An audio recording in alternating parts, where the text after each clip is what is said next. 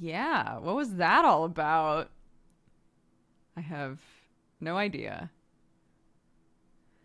I was just suddenly told that my browser crashed and OBS crashed at the same time, which is very cute. So, but we're fine. We're okay. It was at the same time that I accidentally opened up Steam Big Picture mode. If anybody's ever accidentally opened that, it's a nightmare. It's very jarring. And basically the second I did that, a bunch of stuff crashed. So, I don't know. I don't know, dude. But hey, welcome to the stream.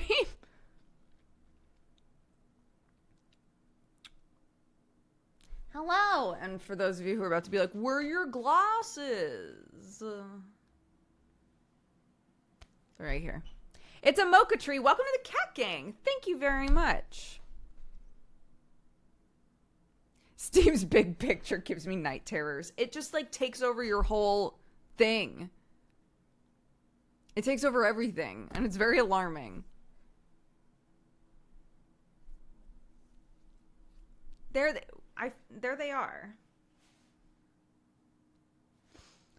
Hello.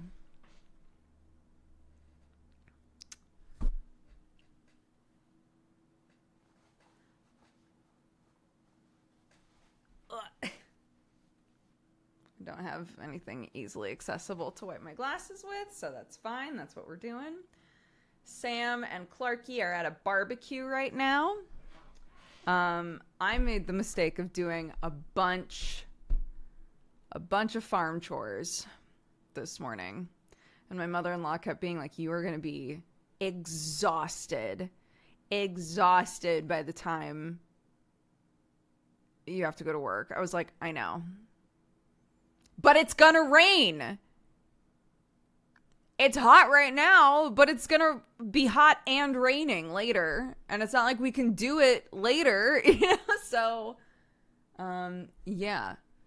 So everybody was outside. The outbuilding that was being sledgehammered is finally all the way down. And there was a bunch of wood that needed to go inside the shed and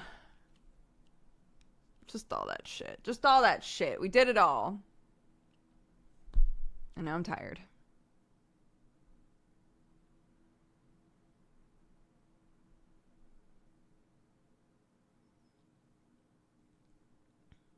Yeah. It's already pretty muggy. I took a freezing cold shower and it felt amazing.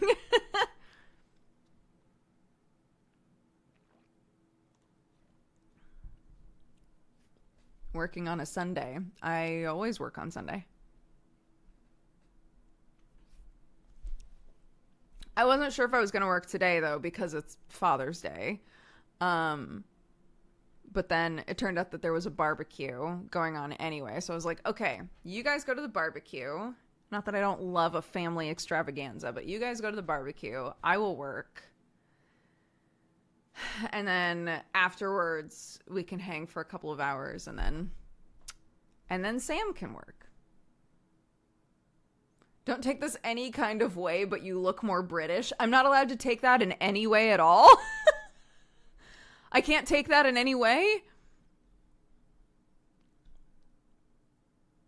Rained for 5 minutes yesterday. Yeah, my kid and I went to a garden center to get a thing.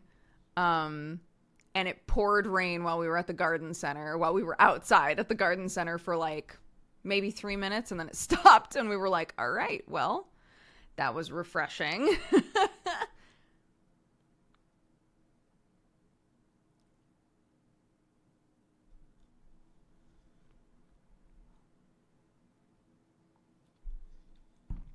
There's a specific book that we've only seen at this specific garden center. A lot of what I've noticed is garden centers have kind of like a culture here. And in America, at least where I grew up, a garden center is just like, they just have plants. That's it, right? A lot of garden centers here are also like sort of community hubs. Whatever village the garden center is closest to, they might also sell some other things from that village, or have like, you know, like a coffee shop inside, like a whole thing. It's a whole thing. So every garden center is different unless like it's a chain. There's a chain of garden centers called Frosts that are huge. But yeah, like there's one that has like a whole like coffee and breakfast place inside of it, and like a huge shop with like tons of baked goods from somebody who lives in town. Like it's just everything, right? It's not just a garden center. It's like a community shop, which is very cute. So we go to different ones for different things. And there's one that has this book, and I'm sure I could find it online easily, but like it's like a fun excuse to go anyway. There's a garden center that has like a whole huge book section, and one of them is a book. I wish I knew the name, because somebody's gonna be like, "What is the name of that?" It's a book where every page, the pages are super thick, like a board book, and every like spread of pages is a different board game, and it's intended for like Clarky's sort of age. Built into the spine of the book are 2 die, like 6-sided die that you can roll on the spine of it, for like 2 players. It's very cute. It's super, super cute. And so the last like 3 birthdays we've been to, Clark's been like, we have to get that book for them.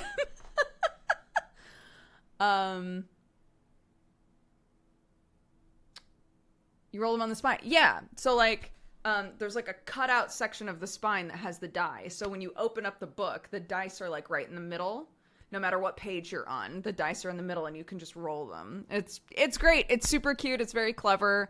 There's 2 different versions of it that I've seen. One of them is like very farm focused. So like each spread is like different like farm animals. But of course the one that my kid is obsessed with is the magical creatures one. So it's got unicorns and dragons and whatever. It's very cute. It's really, really cute. I think it would probably be a very good, like travel sort of thing. 'Cause it's just a bunch of little board games all built into one book. But anyway, that's what we went to get yesterday, because we had a birthday in the afternoon to go to, and it just, the second we got there, it poured rain for like 5 seconds. We were like, oh my god, the rain. Oh, it's gone. The rain, it's here at last. Well, that was nice. It's gone now. One of them though has such a nice looking cafe in it, and the last 2 times I've been there, it's been closed. And I'm like, when are you open though? When are you open though? So that I can come here, get a cute pot for my bay tree, because it's still just like sitting in the pot it came in, and it's so mad at me. I need to repot my bay tree, but I'd love to do it after having a nice cup of coffee in this cute little cafe. So when are you open? Anyway. If ever you come to England, I can't say for any place other than England, but if ever you come to England and somebody's like, you want to go to the garden center? Don't assume that they mean, do you want to go look at plants? Because there's always so much other shit at a garden center here. It's open when it's open. You know what? That is the village way. I've learned that is the village way. It's very chill. If somebody's like, well, I can't open right now, or I don't want to open right now, it won't be open. So that's that, I guess. My camera keeps stuttering. Are you guys seeing that, or am I the only one seeing that on OBS?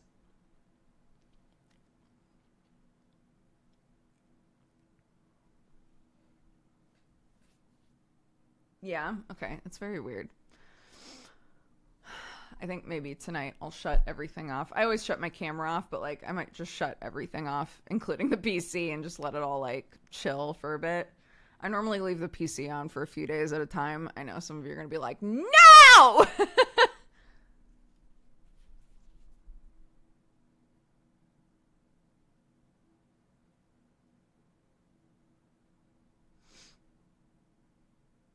That's what you get leaving Fortnite open all weekend. That is so true.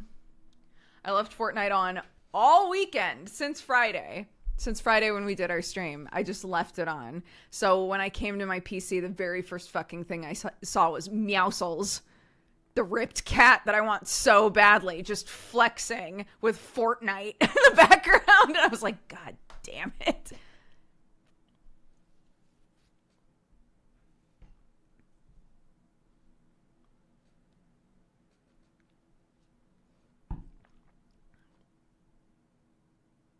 Anyhow.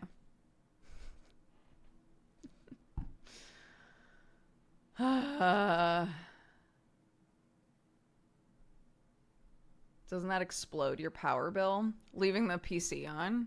I mean, yeah, probably. or Fortnite in general. Also probably.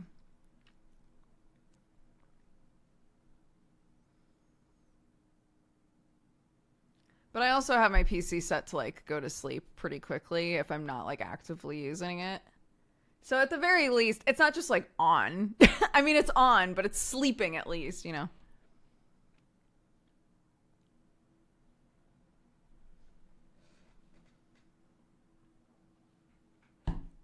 I should have gotten 2 of these. It's too warm, so I'm like drinking it a lot faster than I normally would.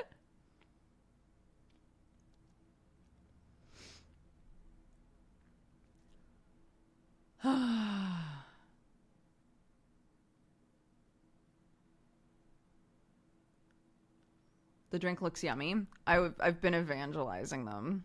I wish that they weren't in plastic, but what can you do? If you really like, if you live somewhere with Lidl, which is the name of a store, Lidl, if you live somewhere that has Lidls, and you really like the glass jarred Starbucks Frappuccinos, stop buying them. I love that they're in glass, but stop buying them. They're so expensive. These are 60 cents and they taste exactly the fucking same.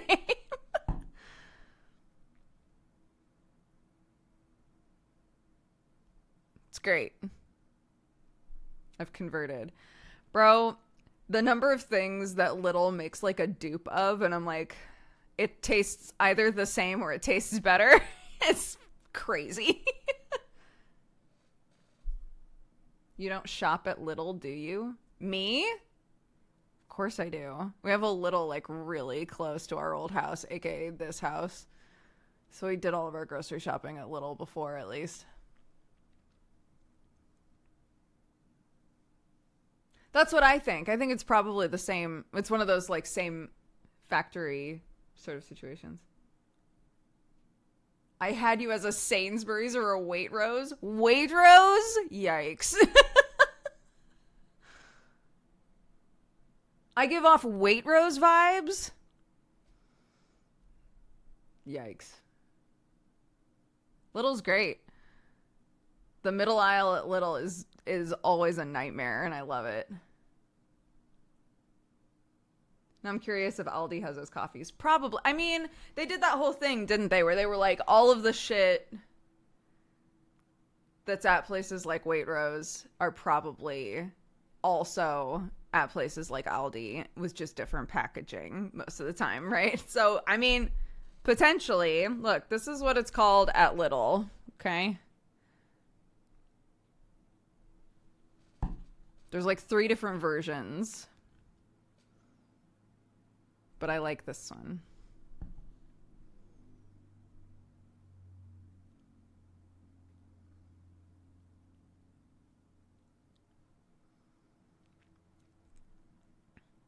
I have sang on stream before. I did a whole singing stream once.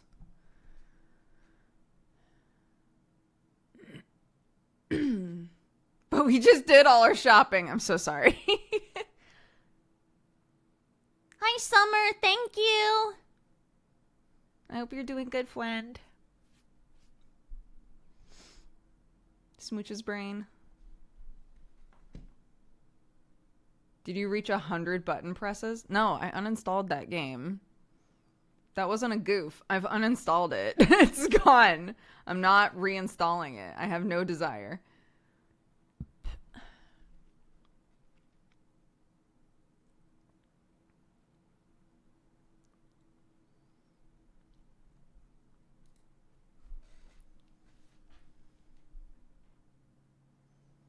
Where does M&S fit into the grocery store class? M&S definitely is considered one of the bougier places, I think. I think Waitrose is probably at the top, and then M&S. M&S, well, maybe Morrison's. M&S and Morrison's are, like, in there somewhere. And then, like, places like Sainsbury's are, like, in the middle, I would think. And then there's, like, Lidl and Aldi's and stuff like that. You have so many hours in Fortnite now. Don't look at me, Nick. Don't look at me, Nick.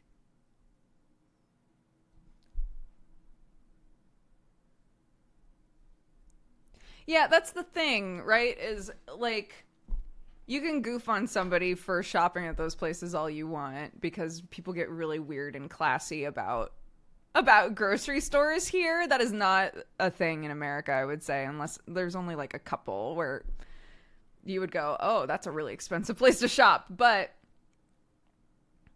there are some things that you literally just can't find anywhere else.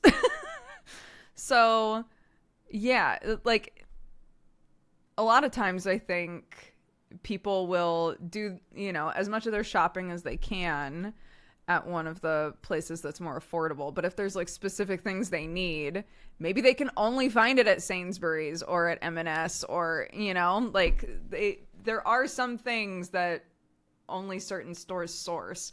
I've talked before about how, oddly enough, I find a lot of American import stuff at Lidl, and I have no idea why. And I don't see it in other places. Old Bay seasoning, I've never seen anywhere but at Lidl. Why? I don't know. But it's nice to know it's there, you know?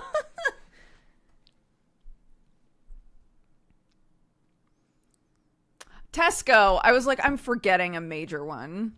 Tesco's nice because it's fucking huge. Tesco feels the most like an American grocery store to me.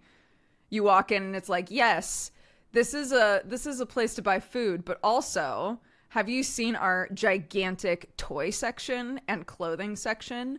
Over here, we have a wonderful array of different pens and pencils, school supplies of all types. I'm like, what is this store? It's American. This store feels very American.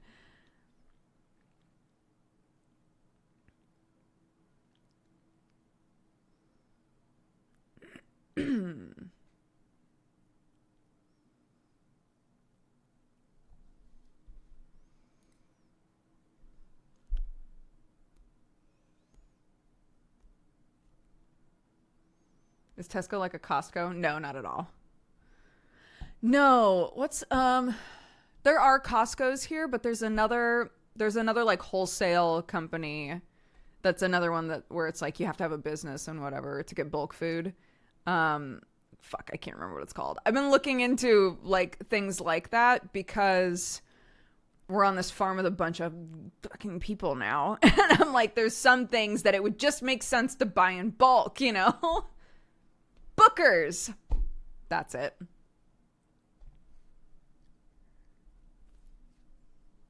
I don't think they have Sam's Club here.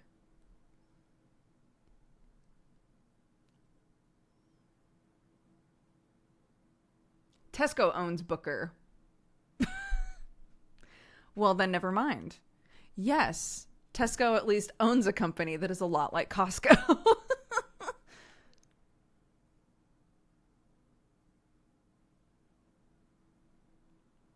Yeah, Sam's Club in America is another like Costco-esque thing.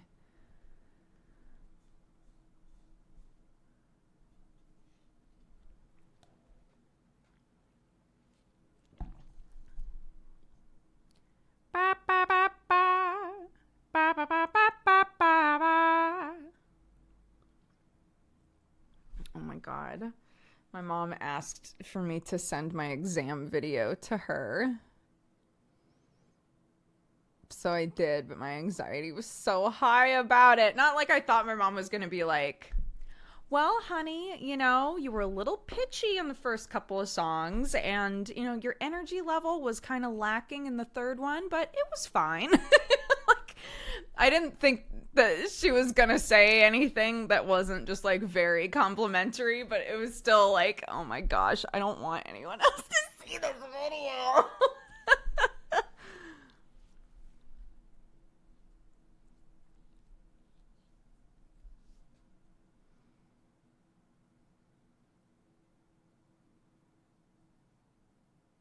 Yeah. What was it for?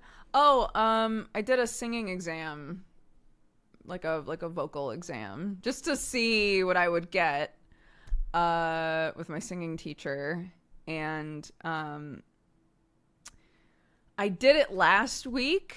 I did the exam and we reviewed the video and had a full-on like stupid gamer moment where my teacher was like, we could submit this or you could do it again and try to get distinction. Do you want to try to do it again and get distinction? And I was like, this doesn't even matter. I'm not doing this exam for, I'm not going to college. I'm not going to be a singer. I'm just doing the exam for fun. I don't need distinction. And then crawling out of my mouth was like, yes, I want distinction so bad.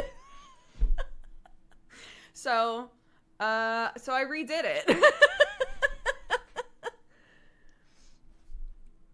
And it went really well. And I did way better the second time. So I'm pretty confident. I'm trying not to be overconfident because it's an insidious killer. But I felt really good about it. So I need S rank. Yeah, exactly.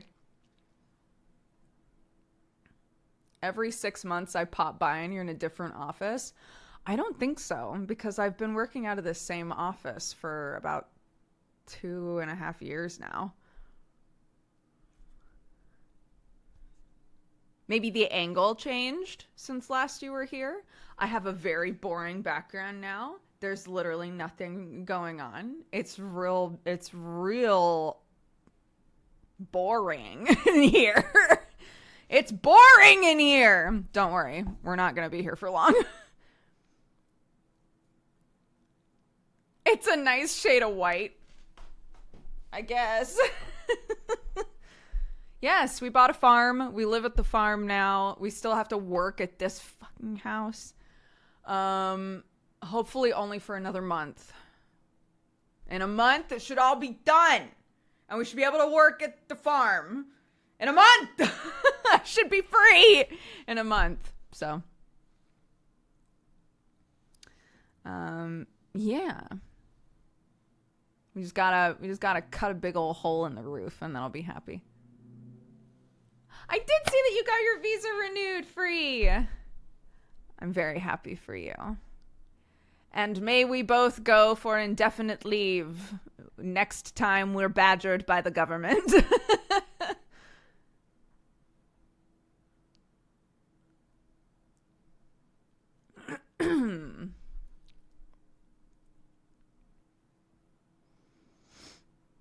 Will Sam's room and your ventilation be done in a month? It should be. Sam's room basically is like, it's all, the walls are up. It's all like, it's all built out. Now it's just, you know, like putting in the actual floor, you know, like all that sort of stuff. Like the framework and the actual walls are there. That part's done. The rest of it, I might just have a really bad understanding of how long these things take, but these dudes crack on real hard. So I'm kind of like, I can't imagine this taking that much longer, but maybe those are terrible things to say out loud.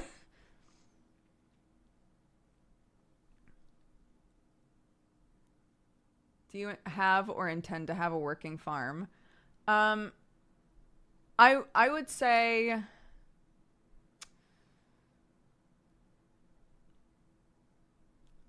so it depends on what you mean by that. In my mind, asking like, is it a working farm means, are you gaining any income from your farm?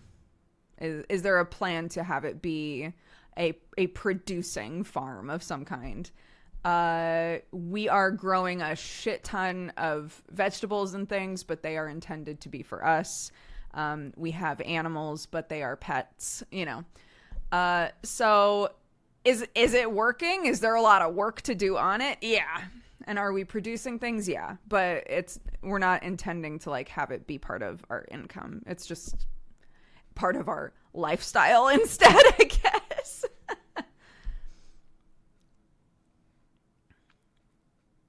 How many birds are there going to be is the question. The real question. Oh my goodness. Yeah, we're trying to figure that shit out now too. Because we're winding up after like breaking some of these outbuildings down, we're winding up with a lot of building materials. So we're kind of like, all right, what if we bought, we're going to go to a place, that builds coops, tomorrow before I stream. So I'll be able to tell you all about it. I'm sure it'll be so exciting. But, we want to get a coop, and just focus on the chickens for now, because for a while there it was like, okay, we're getting chickens, but like, what are we going to do about the run? Should we make a big run for all of the birds? But how many birds are we getting, right? Because the sort of living accommodations for geese and ducks is different. So should we plan on like a big space for geese and ducks to also live there? Like, what are we doing, right? So we decided to chill the fuck out. We decided to chill the fuck out and just focus on the chickens and make sure that the chickens are happy and taken care of, that they have a nice coop and a nice run, and use some of the building materials that we have for that and not worry about geese and ducks yet. And if we need to like cut a hole in whatever run we make and like connect it to a bigger thing and add like, you know, a pond for the ducks or whatever the fuck, then fine. And then Sam is being Sam, but in a very wholesome way, and is going really hard on the pigs thing, and visited a guy that raises pigs, and he and his mom asked a ton of questions about what all is required to take care of a pig. And just hung out with pigs for like hours, which is great. Hi, Blair. Let me live with the hens. The girlies and I will get along swimmingly. Blair, you are invited anytime. Anybody who wants to come hang out at the farm and just like snuggle some pigs and stuff, feel free. The hard part is that there are only specific places on the property that provide shade, and pigs really like and need shade. So the area that we were going to put them doesn't really work anymore because there just isn't adequate shade for them, and they need that. So yeah, we're figuring out what to do that way, but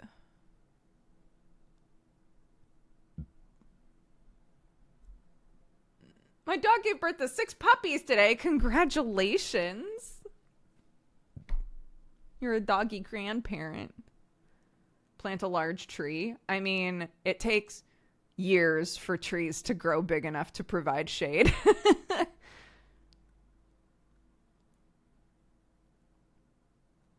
We have tons of trees that we are planting. They are all babies, baby trees.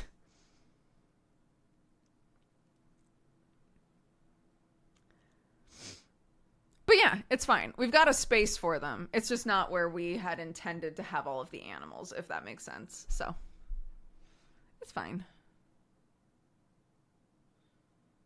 The pig farmers of Suffolk would disagree with the shade. They get a bomb shelter and that's it. No! Poor piggies.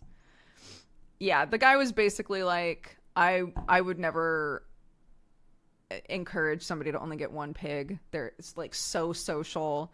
Even if you have, you know, a bunch of dogs and kids and stuff, and they're going to be around people a lot, they'll just, enrichment wise, they'll do so much better if there's also another pig. So we're going to get 2 pigs, And one of them is technically going to be my mother-in-law's, and one is going to be Sam's. And she asked Sam what he's going to name it, and he said, I'm going to let Clark name it. And I was like, that's very brave, considering how Bergie wound up. It's very brave, but that's okay. So we'll see. We'll see what she names the pig. Princess Monster Truck. God, I hope so. That would be such a good name for a pig.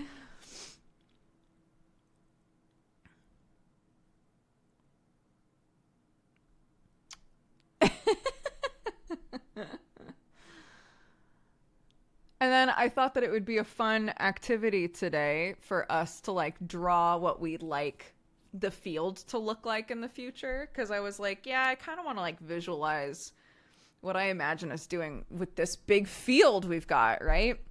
So I started to draw it, and I was like plotting out where, you know, the house and everything is, and all of our raised beds and stuff. And Clark was like, I want to do that, but you guys have heard enough Clarky stories at this point that you know this kid, the perfectionism, I don't know how to stop it. I don't know what to do. I don't know how to like help her through this, you know. I'm trying, but she started to draw it, screamed, tried to draw it, screamed, tried to draw it, screamed, and I was like, what's happening? And she was like, I can't draw it exactly like how you're drawing it. It doesn't look the same. And I was like, that's okay. We're both like imagining what our perfect field would look like. They don't need to be the same. What do you want your perfect field? And she was like, no! I need it to look just like yours, you know? And oh my gosh, it's so hard. Because you want to just be like, honey, I literally wobbled my way through a couple of rectangles and wrote, you know, Sam and Brooke house and in-laws house on like I wasn't, they're not, you know. But she loves art and she loves crafts, and I think that's awesome. But she frequently gets so frustrated if she can't do exactly what she's seeing. If what she's looking at and what she's drawing are not the same. Which is a thing that grown-ups struggle with, right? And for me, I'm like, honey, you're so little. Just like enjoy being a little kid that likes to draw, you know? Like, please don't have these anxieties so early that your drawings aren't perfect. But it's, all I can assume is it's baked in. And all that I can do as the parent is try and help her, like, learn good coping mechanisms and help with, like, how she thinks about these things and how she works through it, you know? But, oh, my poor kid. She's just like me for real, dude. Poor kiddo. I mean, if you think about, and this isn't a diss at all. If you think about, like, Sam fixates on stuff, right? Say with the most obvious thing, a video game. He starts playing a game and he loves it. He wants to be as good as possible at that game. He wants to feel himself succeeding at that game, right? So he has that, like, competitive drive and that fixation. That's how it feels with Clark, except directed at a different thing. Is she will see a character on a thing, right? And she'll be like, I want to draw that character. And she'll draw it and it's not perfect. And she'll redraw it and it's not perfect. And she'll redraw it and it's not perfect. And I'm trying to help her focus on, like, the improvement, right? Like, every time you draw it, you're learning a new thing and you're figuring out how to do a thing differently. And, like, that's amazing, right? Like, that's how we learn to draw. But she gets so frustrated because she's only little. She's 5, you know?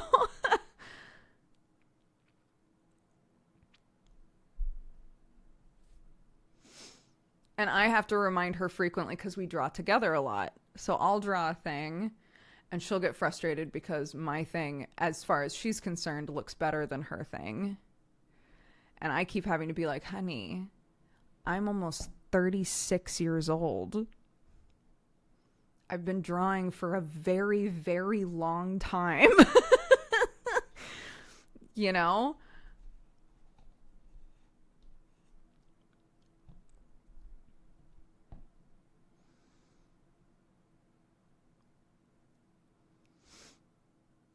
My daughter got really upset that she can't make funny jokes. Is it like she would tell a joke and no one would laugh and she'd be like, laugh! Because my kid's done that. She's told a knock-knock joke that didn't make any sense and no one laughed. And she'll be like, laugh!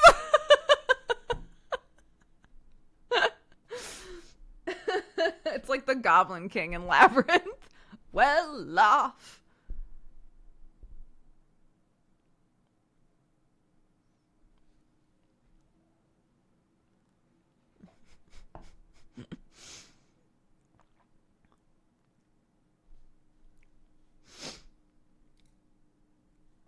I just finished a leadership course for employees at work. There's a bit about managing people with perfectionist tendencies. The basic bits are: don't shy away from giving negative or positive feedback. Deliver it in a way that focuses on self-awareness. Don't insist on a change. Their personalities won't let them. Explain the behaviors that you're seeing and increase their self-awareness. Let them link that back to how it might be limiting. I think I see what you mean. It's not like this is wrong or this is right. It's like more constructive observations and then let them determine like whether the observation was a good thing or a bad thing, I guess, or like a thing that's holding them back versus a thing that's like letting them thrive, I guess.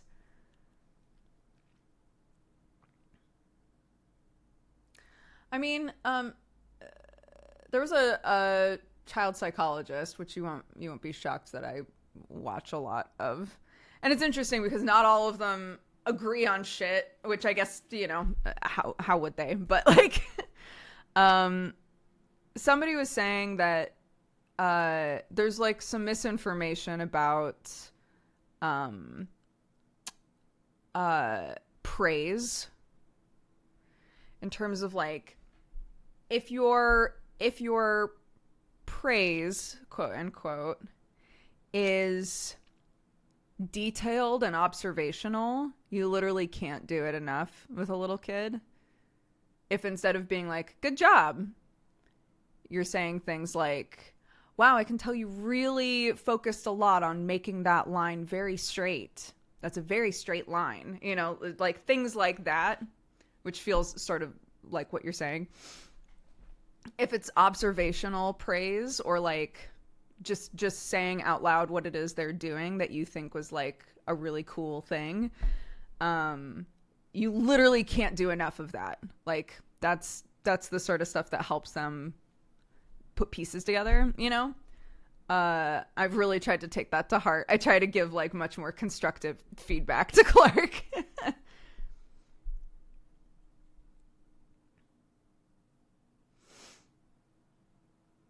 Yeah, I mean, I would never be like, you're drawing it wrong, you know?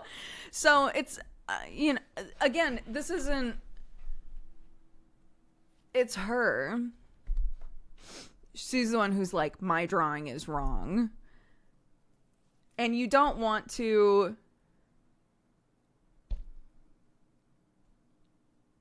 like, self-confidence is trusting yourself, right? I don't want to do anything that is like you're wrong about your own observations about yourself in that way necessarily. Like it's hard. It's really hard because I don't want to be like, you're wrong. This is great, you know?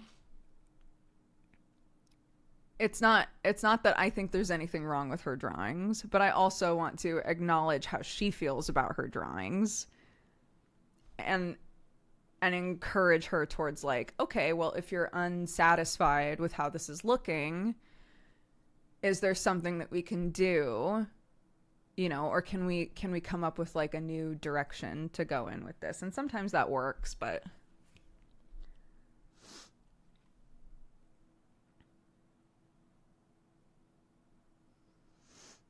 It's also worth asking, what are you trying to do? Let her know that the parts that she thinks are wrong, compliment what you like about them. That's what I used to do with students. And as she gets older, it can move into meaningful critique. Yeah.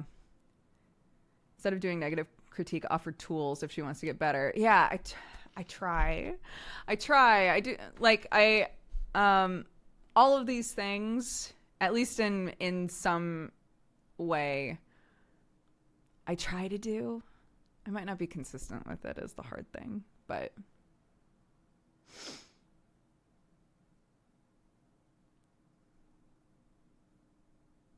talking to people is hard. It is.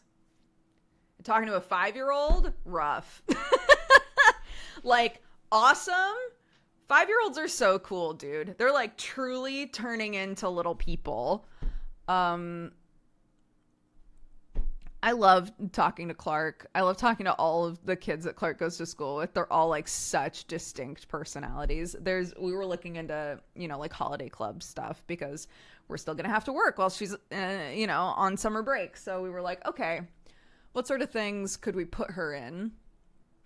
And I had talked to one of the other parents and they were like, oh, I'm putting my kid into like this specific one. And we went and looked it up and it's entirely sports. And knowing that kid, I was like, that kid would probably love this. But I went to Clark and I was like, okay, so-and-so is going to be going to this one for a couple of weeks. It would be nothing but sports all day. And she was like, I was like, I assume you don't want to do that. She was like, no. Like, they know what they like at this point, right?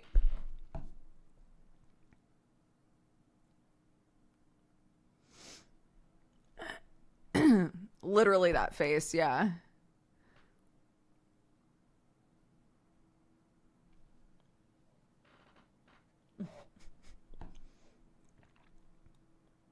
She likes sports, but she's not, if the options are, do you want to all day long do sports, or do you want to do like a chill thing where you do arts and crafts throughout the day and, just like hang? She's like, that one, obviously. That's the superior option.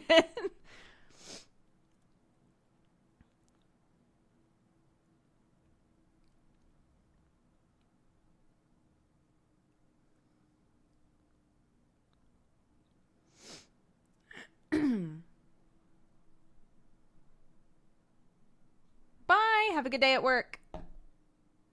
Oh, yeah, we love Bluey at our house. She loves ballet. She loves it. I don't know if there's going to be another ballet presentation, but God, I hope so. Because the last one was so fucking funny. For anybody who wasn't here, my kid stopped the ballet performance for the whole class. Stopped it twice during the last, term performance. To just, talk about things that had nothing to do with ballet.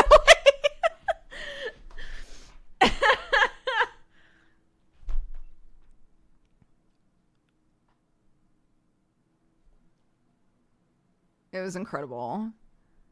They were supposed to be doing this whole routine thing, and the teacher was counting, and Clark stopped everything and raised her hand and was like, I can count to 100. 1, 2. The teacher was like, not now, Clark. It's like, oh my God, our child.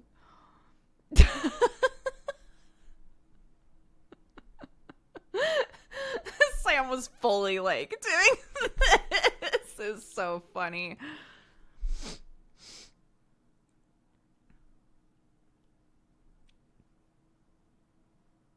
Yeah. I literally did my own recital during ballet. I love it. It's very funny.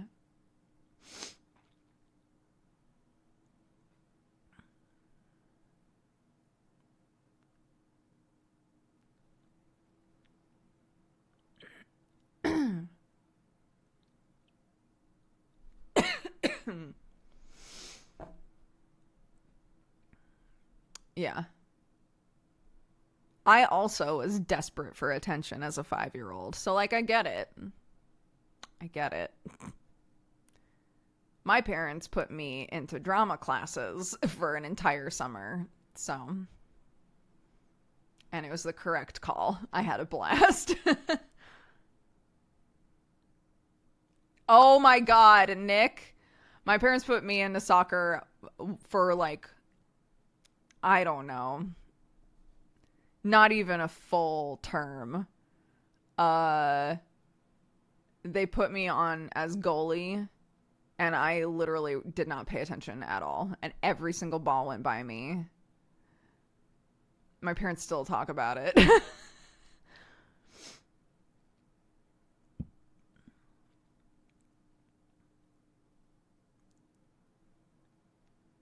I did do martial arts, and I loved it, and I thrived at martial arts, to be honest. Clarky's interested in doing martial arts, but she's very tender. And I don't know how much she would enjoy it. But I found a place where 5-year-olds can go. And it would be at a time that is like feasible for us. So I was like, Sam, maybe that could be your thing. You can take Clarky to martial arts. But I don't know. I know it's not aggro with little kids at the start. It's very chill. I do know that. But yeah. I don't know. I don't know if she would love it or not.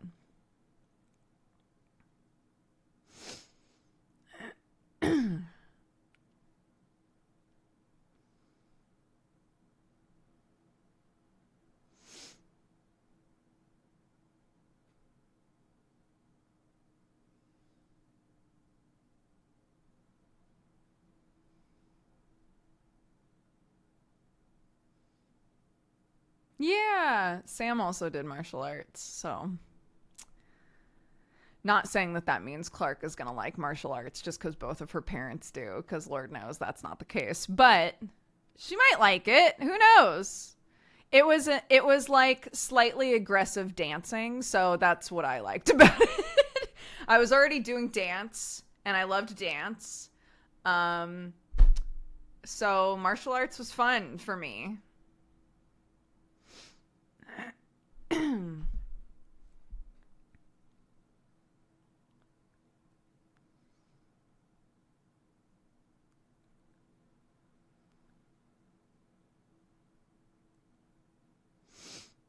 Yeah, Clarky could kick butt. And if anything, you know, she can just have a trial one. We'll see. Yeah, you just never know what kids are going to like. I was talking about that with my mother-in-law because she was like, we tried so hard to give our kids opportunities to try as many things as they could, or 5 of them, as many things as they might enjoy, and every single one of them, something different is what stuck, you know? And you just don't know what that's going to be.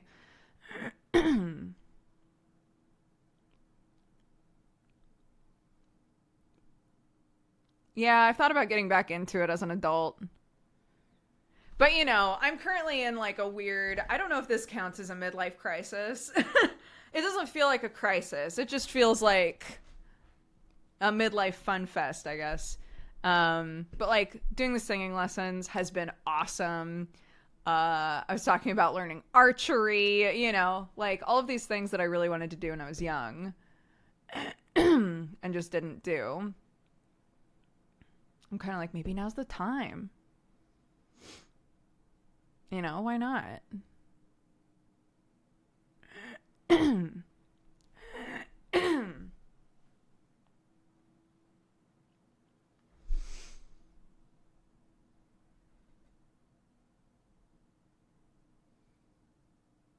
Yeah. Learn horseback riding, become a mounted archer. I already know how to horseback ride, actually. I raised horses when I was a kid. because again, I grew up on a ranch / farm situation. So I had horses around my whole childhood, and I rode them a decent amount. I like horses just fine. I don't really have any inclination to have horses again. Clark really loves Clark has every like bit that you need to be a horse girl is like hardwired in my child. So I don't know, that's probably gonna wind up being a thing. It doesn't mean that you buy a horse. It just means, you know, we might look into like horse riding lessons and shit. I don't know. Is it raining? Let's go. Let's go. Let's go. Let's go. Yes, it's raining. Yes. Yes. No, you buy a pony. This is Sam. Sam keeps saying that. Sam's like, we've got the room. Why don't we just buy one? And my sister-in-law, who works with horses for years, is like, no. Get her horse riding lessons. Have her do like a horse camp or something. Like, let her be around horses for a few years and then decide if like you actually want a horse in your life full time. There's so much work. And I'm like, retweet. Me too. I also feel this way.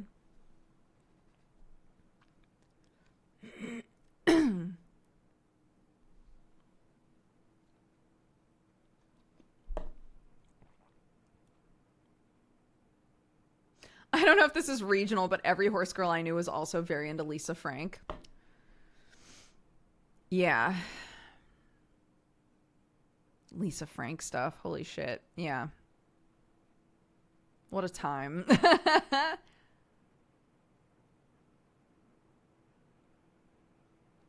Octo's new stream name? No. What is his new stream name?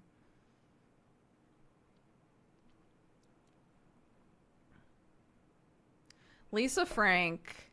Look up Lisa Frank and you'll get a whole bunch of shit. There was a whole movement of stationery, I would say specifically, that had a very specific art style on it, and it was all Lisa Frank. Oh, his Steam name. Oh. Silpha said stream name, like he changed his Twitch handle.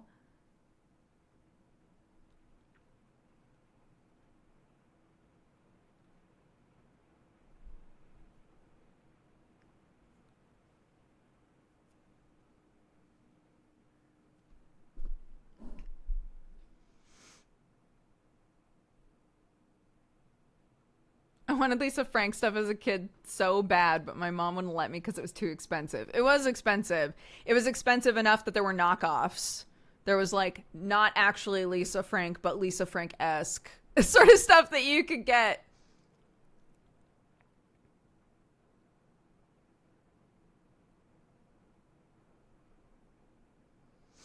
There are people, yeah, people ride horses even outside of this place. People ride horses just on the main road. People ride horses by our farm all the time.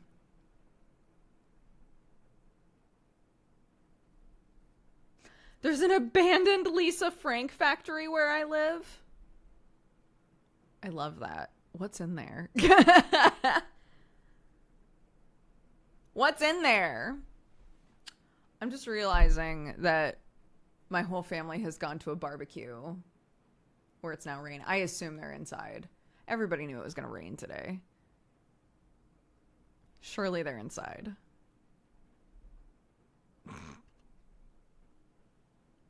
Lisa Frank is not an author of books. No. These are like journals, pens, pen bags, like just stationery and school supplies covered in like color vomit and unicorns and cute cats and just shit. And we were all obsessed with it.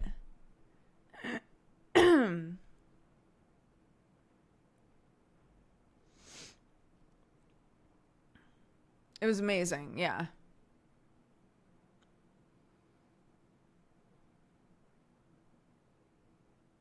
iconic 90s rainbow sparkle stationery. Yes. It was like Supreme for little girls. Holy shit. That's such a good way to put it. Yeah. It was expensive and everybody wanted it. Because it was also it was like that squishy, soft shit that a lot of stuff in the 90s was made out of. It was like, ugh. Yeah. The picture Sam posted 15 minutes ago. I guess I'll go look. Oh.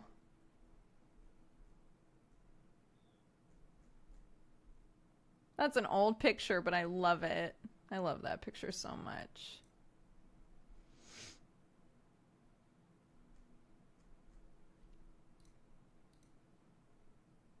What does my t-shirt say?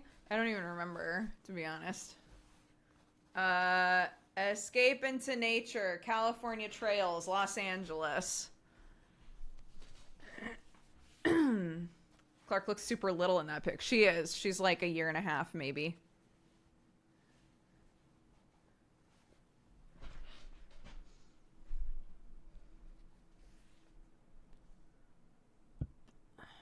Because that's when we were still in Los Angeles.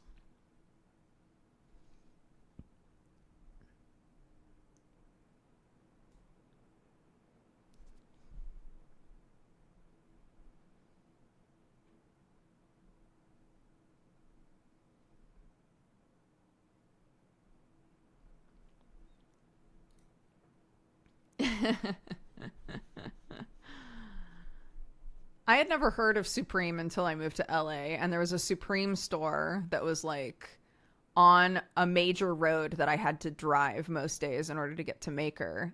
And there would just be random days where there were so many people lined up to get into this store that I would be like, was there a fire drill? Why are there so many people out on the sidewalk? And then I was informed that it was for the Supreme store and that it was because Supreme was doing drops of stuff and people were lining up to get it.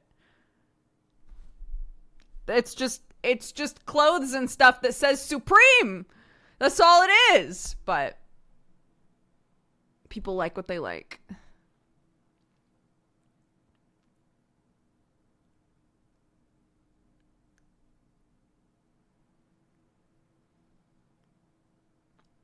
Did any of you guys know somebody, or did you personally go through a period of time where you were really into big dogs? I haven't seen a big dog store in forever, but do you guys remember big dogs? Big Dog was a crazy store, chain of stores where they would take like all sorts of different media and just replace all of the characters with dogs. And that was their whole thing. So it'd be a huge store filled with shirts and hats and all kinds of stuff that just had dogs on them. But it would be like, all of these shirts are South Park, but all of the characters are dogs instead of South Park characters. Or these are shirts that are goofs on the show Friends, but all of the friends are replaced by dogs. How old would I have to be to remember this? This was... God, how old was I? Well, I'm turning 36 this year, if that helps. And this was when I was a preteen, I want to say. So... More than 20 years ago? Yeah.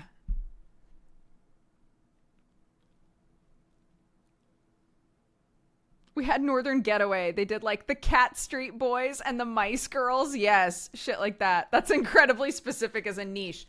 Dude, but like one of the niches that they filled is, I feel like at the time it was one of the only places to get like really funny clever, like at the time, funny, clever clothing for larger sizes. So like my brother-in-law just had tons of big dog stuff because he's a brick house of a man. And was like, I know I can go to Big Dogs and get a 4XL fucking funny shirt, you know? Like, so it wound up like, it filled a niche of, I just like dogs. And it also filled a niche of, I wear bigger sizes and they're harder to find. So I'll get a funny dog shirt that fits me, you know? Because he's a big dog! Exactly.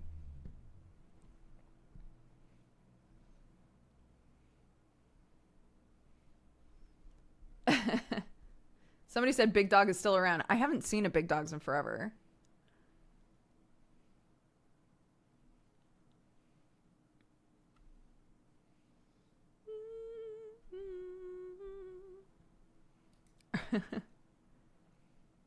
My kid has gotten into Clifford. Apparently there's like a newer Clifford show on Amazon Prime, and she watched a few episodes of it. And those of you who knew of Clifford the Big Red Dog, but haven't like engaged with Clifford the Big Red Dog media in a very, very long time, I was alarmed that Clifford talks. I don't recall that being a thing. Was that always a thing? Did Clifford always talk? I don't remember that.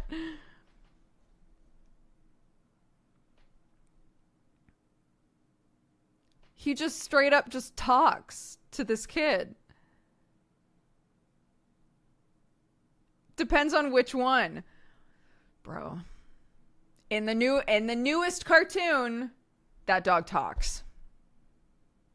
So, no, not to other dogs. He talks to his owner, to the child. He talks. Yeah, his mouth goes ma ma ma ma ma, and a normal ass man voice comes out.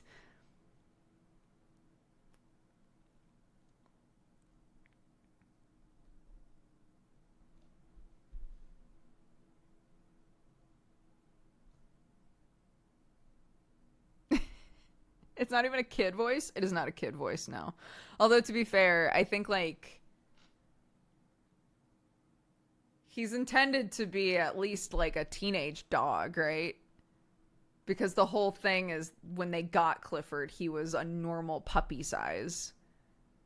And is now the size of a house. So...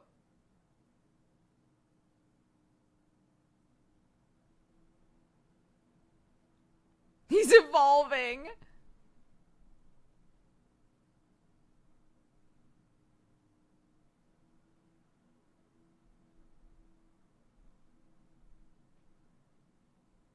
It would be giving Alphonse FMA vibes if he had a kid voice. Yeah, I was thinking that. Like, I think, God, get me out of this country. I think I would find it alarming if a giant dog was like, wow, guys, I'm really excited to go hang out. You know, like, Clifford, no.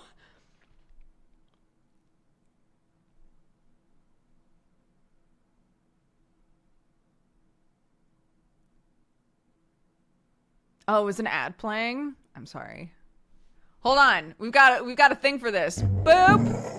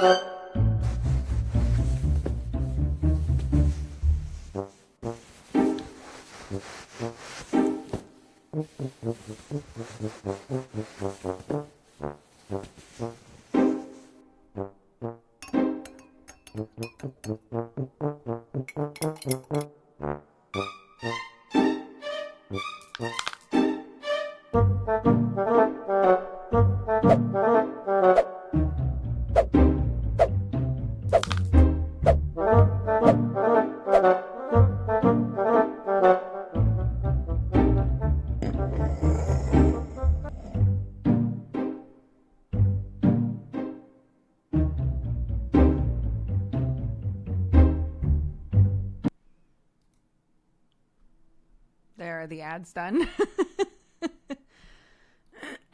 I know, somebody in chat one time was like, oh my god, we can see his little stick bones.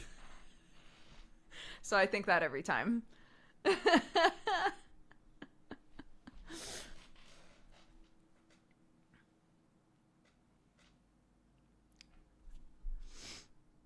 Also, someone was like, why is the milk chunky? It's like steamed frothed milk. So it like the foam is like plopping out of it. It's all a disaster because the cat's trying to do it. A cat with stick bones.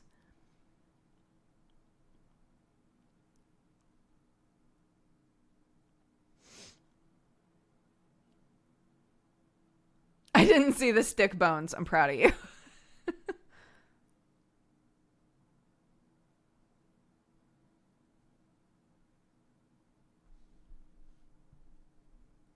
Cats are notoriously not very good at making coffee. Yeah, I would love to make a couple of those and have the cat be like making different things each time, or like do seasonal ones. I think that would be so cute.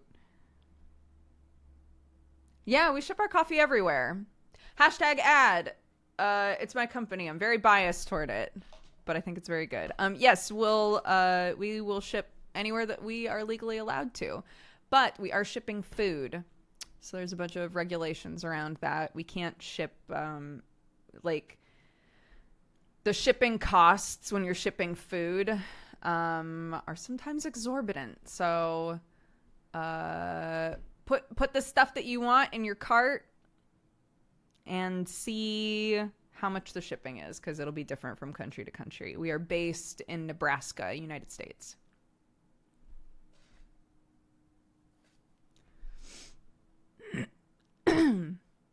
Happy S.A.D, Doogs in chat. Happy S.A.D, everybody.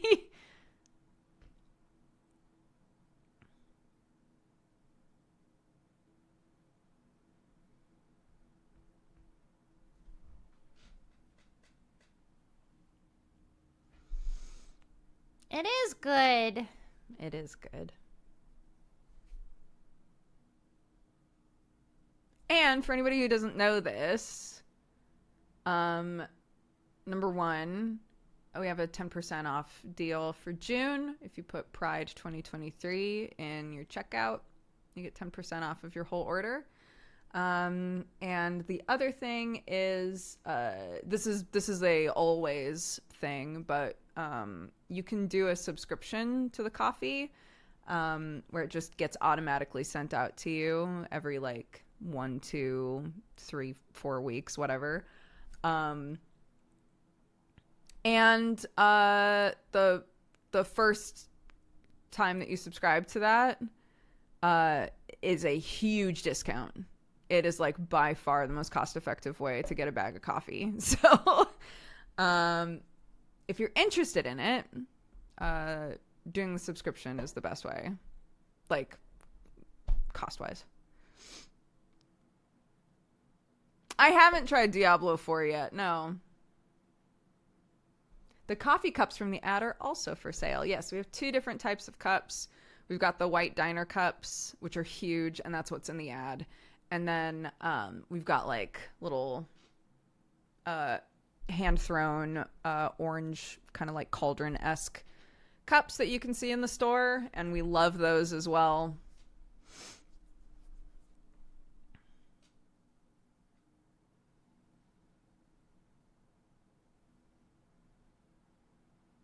I have to replace my coffee pot. Oh my gosh. I've had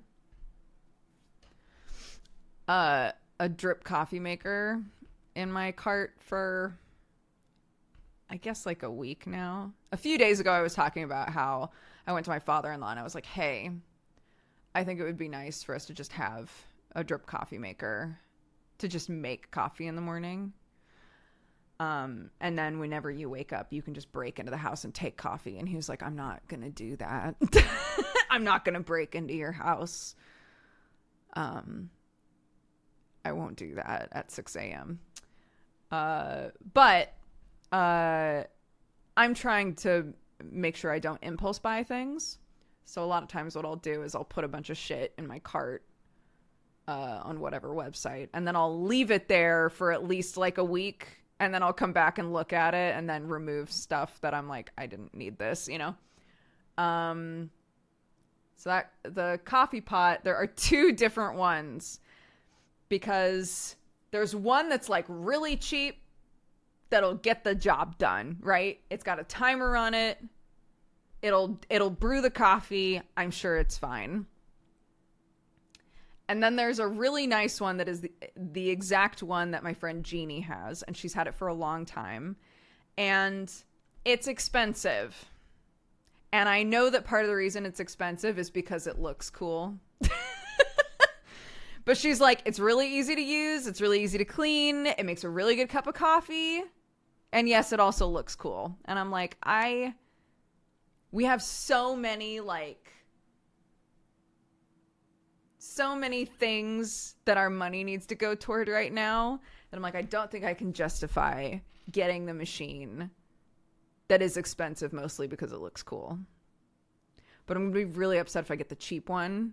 And somebody's about to say, why don't you get something that's in the middle? Why do you have to get the one that's like 20 pounds? I don't know. Because it does all the things I want it to do. Like, I don't know.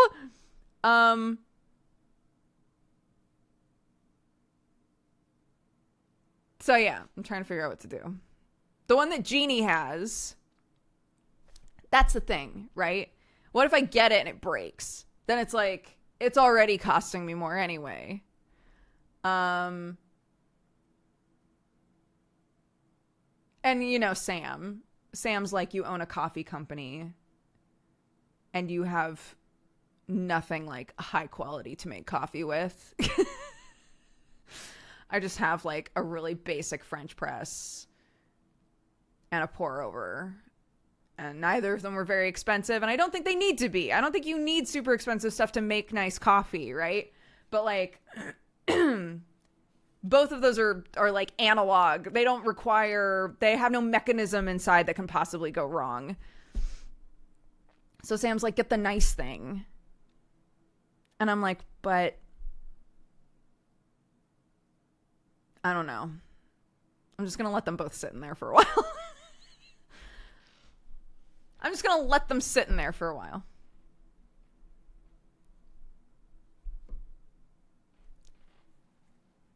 Somebody asked how expensive the nice one is. It's £250, which I just think is too much for a drip coffee machine. That's too much. But it does look cool.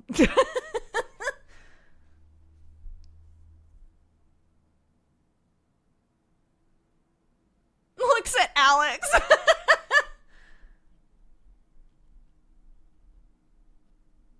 Like, if I'm going to spend a few £100 on a thing, I would want it to be like an espresso machine, right? Because those have all sorts of shit that they need to be able to do, and I want it to do it well.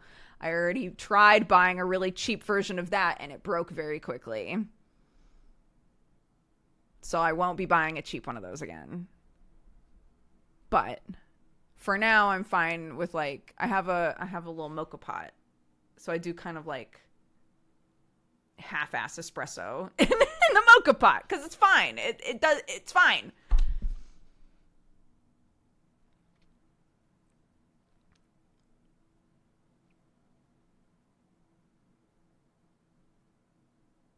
I was expecting you to say like 600 to 1,000. I think 200 to 300 is fine. Yeah, it's hard. I have a hard time gauging, even in an area that I like kind of know a decent amount about. I have a hard time gauging like what is too much to spend on a thing, you know?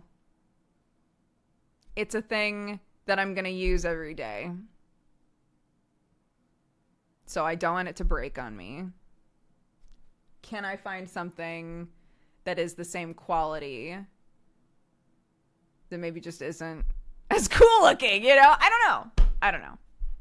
I think it would be worth it for me to shop around a bit.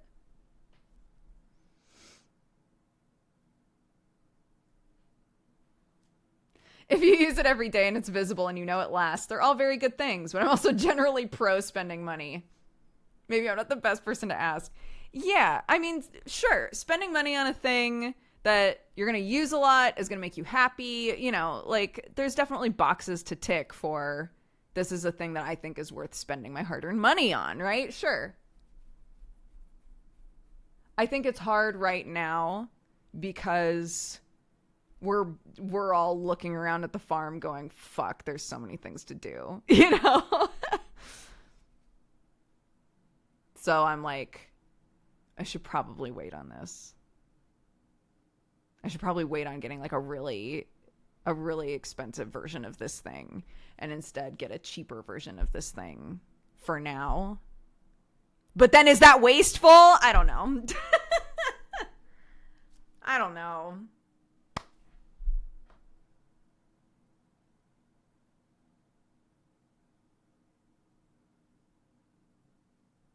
I haven't heard what you did with the chickens. What do you mean? What we did with them? They are at the farm in their same coop. We don't have a new coop yet. We're gonna go to a place that builds coops tomorrow and see if we can find a 10 chicken coop with the intention of making it really nice and comfy for 6 chickens. And if in the future we want more chickens, we'll figure it out. But for now, there's just going to be 6. And we're going to get a coop that can hold a couple more so that they have lots of space and it's easier to clean. And yeah.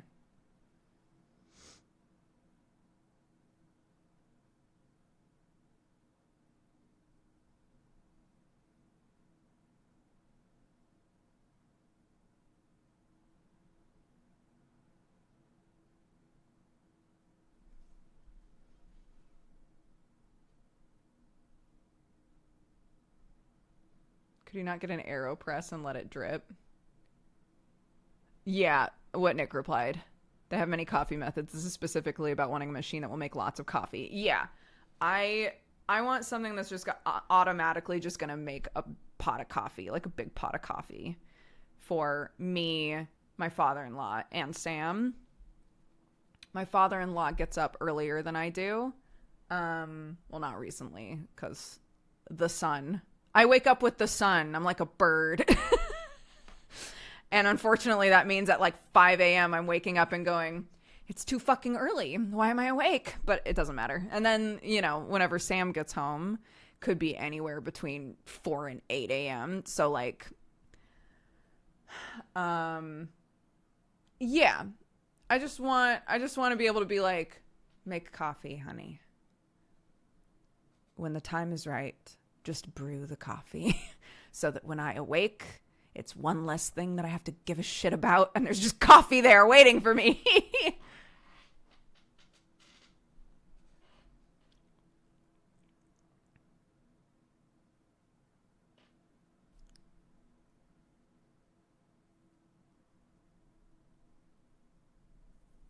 I'm using a Braun coffee maker. It does all those things. It's good, and it was mid-range.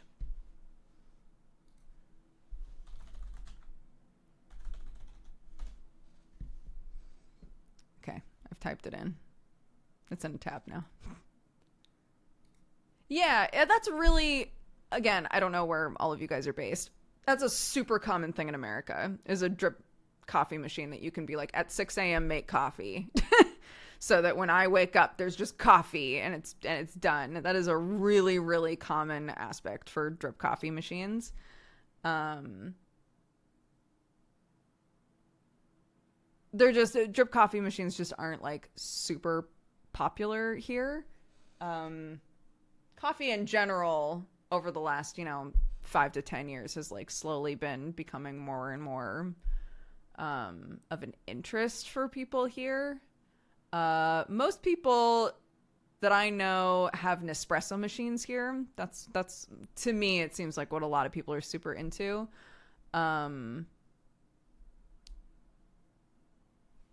So Magadam Raw, welcome to the Cat Gang. Thank you very much. Oh my gosh, I forgot to tell you guys. I started using a BSL app, and it has other sign languages in it. It's like ASL, BSL, and one other one.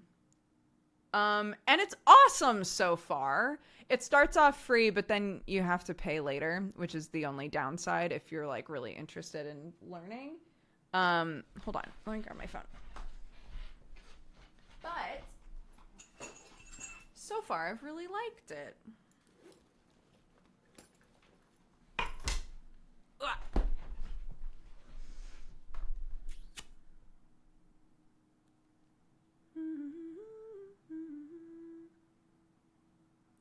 3 missed calls.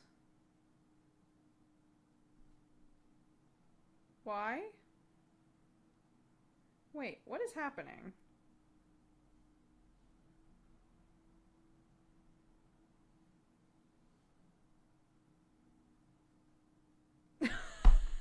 Someone in the school group chat accidentally tried to phone call every single one of us. That's pretty funny. Lingvano is what it's called. Lingvano. And it's basically like shut the fuck up. What do you mean?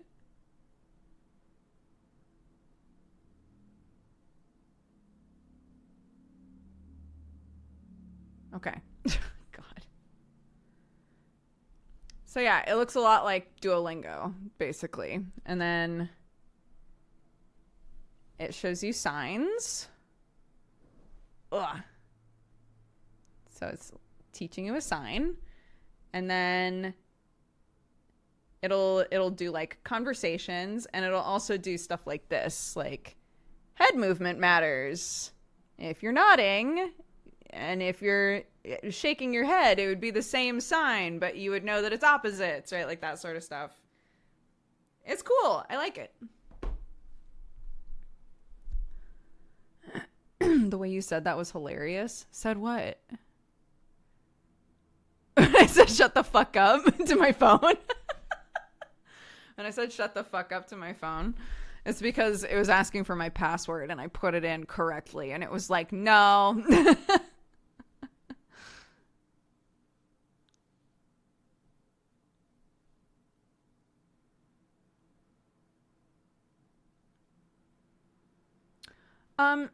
Yeah, I've wanted to learn sign language. I've learned a little bit of BSL, and then dropped off and wasn't keeping up with it, and so I forgot a lot. Although so far, most of the introductory stuff is just sort of like reminding me, like I know it, you know. No, I think it would be great if most people knew a little bit of sign language.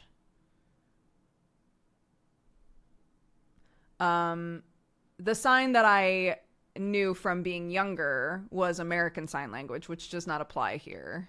And before somebody's like, is sign language not the same everywhere? No, it's not. It'll be different depending on where you are. Just like spoken languages, it's developed in the country that it is in, or developed off the back of one from another country. And so they develop individually. They're not all the same. There isn't a universal sign language. So since I live here now, I'm trying to learn British Sign Language.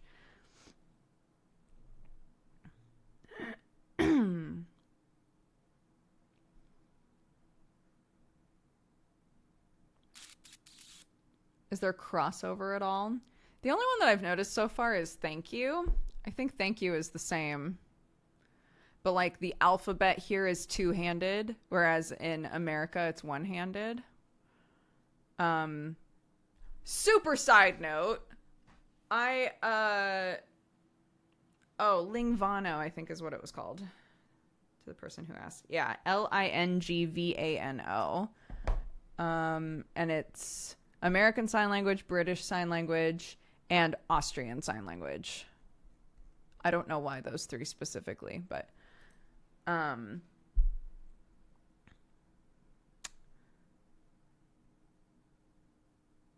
what was I gonna say? oh, somebody was doing a thing about how sign language is changing a lot right now because of things like FaceTiming. And so signs that used to need two hands, people are developing ways to sign with one hand because their other hand is holding the phone. Which is really interesting. I think that's really cool. So there's like a big shift. The language is like developing to match the technology right now.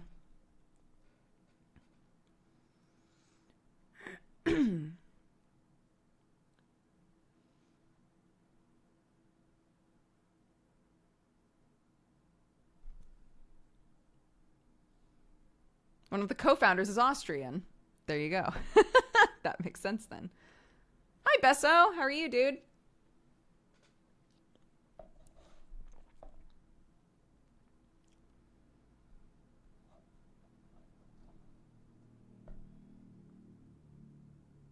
Like how texting has changed how we speak. Yeah. It's super cool. Yeah, it's if you're not like in that community, it's not something that you would necessarily like realize or think about happening, you know? So it's cool to just sort of absorb that information through a video or something. Just yeah.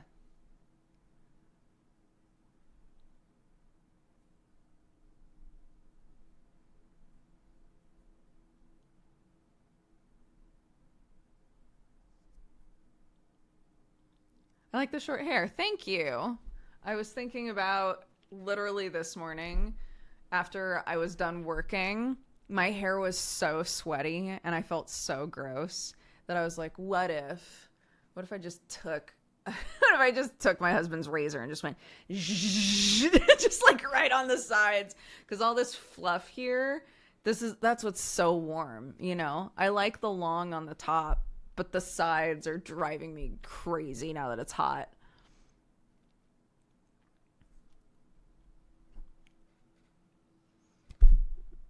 So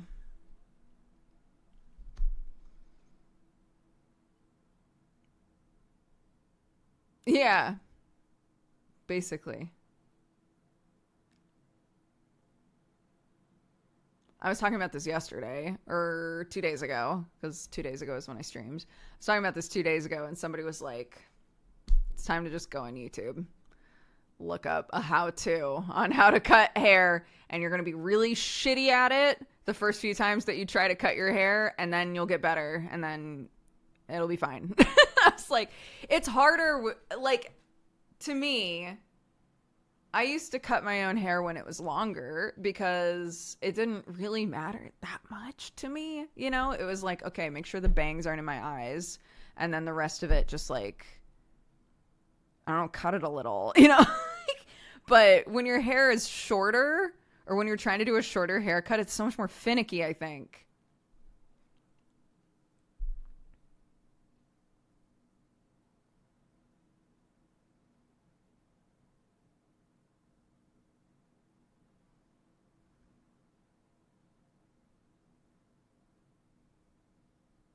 I believe in beginner's luck. I did good on the first try, and then the next time I fucked up. No! So I can only do it once, is what you're saying.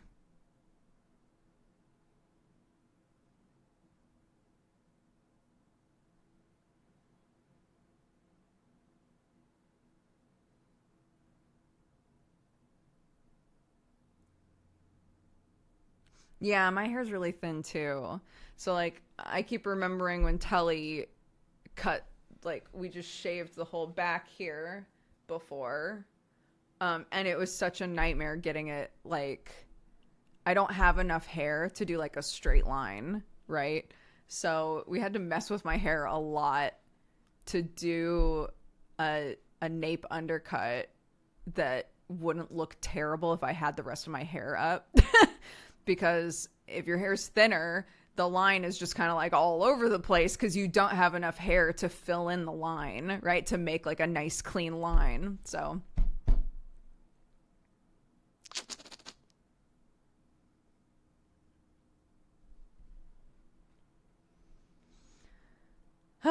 think again, another thing that you wouldn't think of until you're trying to do it.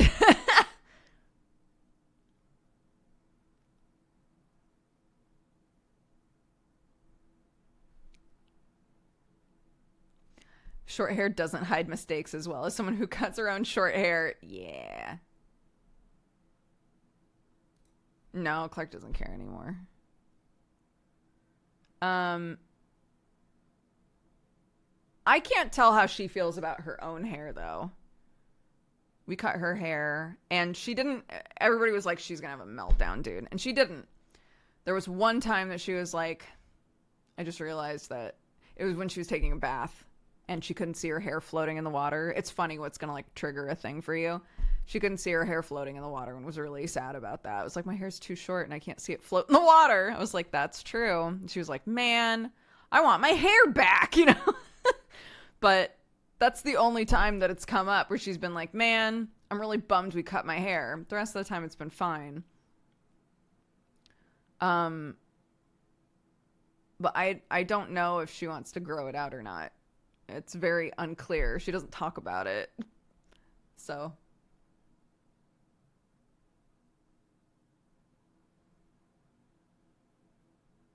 You removed the daddy tag. I wanted to wish you happy Father's Day. Oh my God, you're right. I did.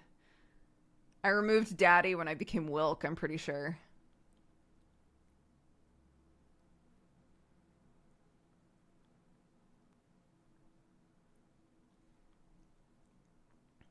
Yeah, I love the lady that I go to for my hair.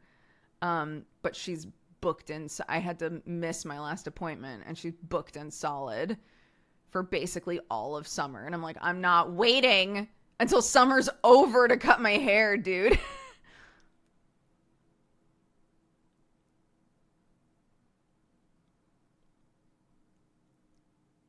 Thanks, guys. Thanks. Dabs. Dad dab.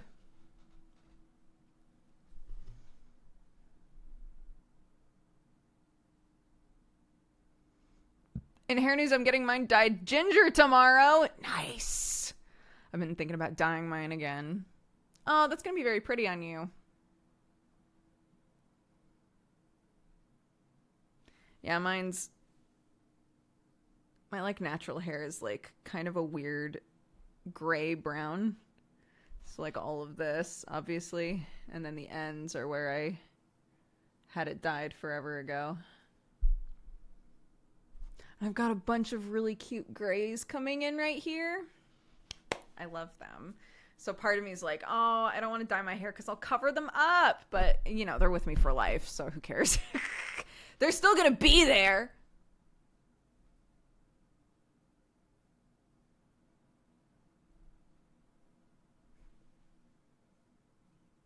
Oh, God.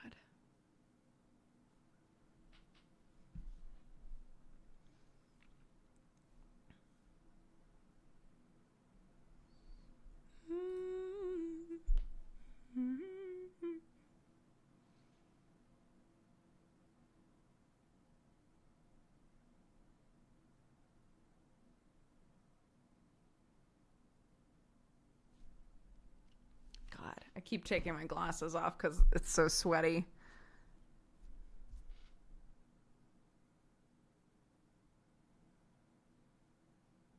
I'm almost 28 on this Saturday, and I found a gray hair a week or so ago, and I was excited. Yes. It's beautiful. Gray and silver and white and all of that. It's a lovely part of getting older, I think.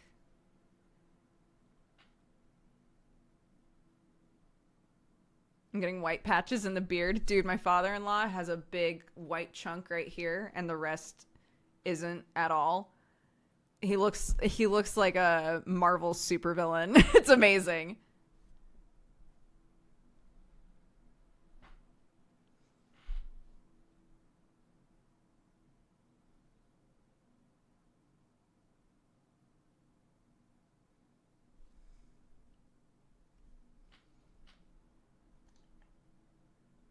Should have gotten two. I should have gotten two of them.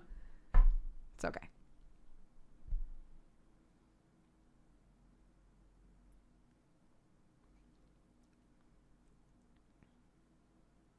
I don't have any, but I give my fiance gray hairs. Don't we all?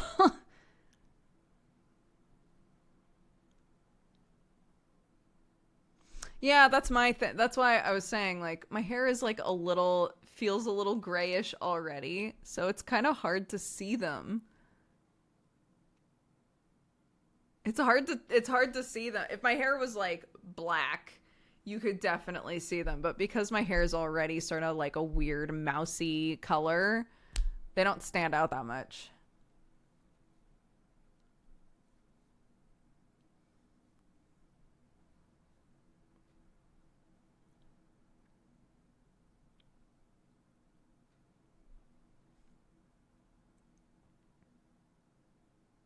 My eyebrows are going gray before my hair.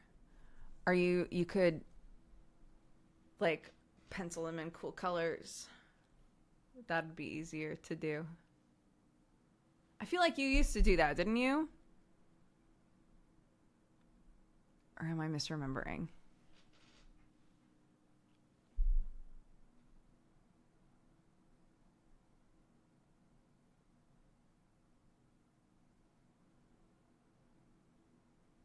Bye, Besso.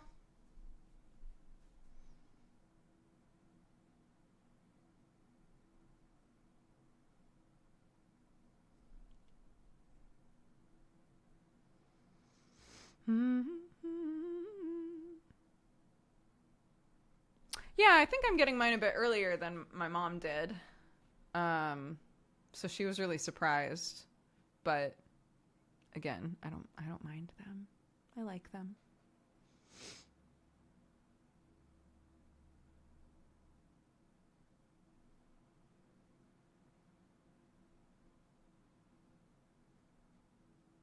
I've had 3 shiny white hairs since I was 12. I love that.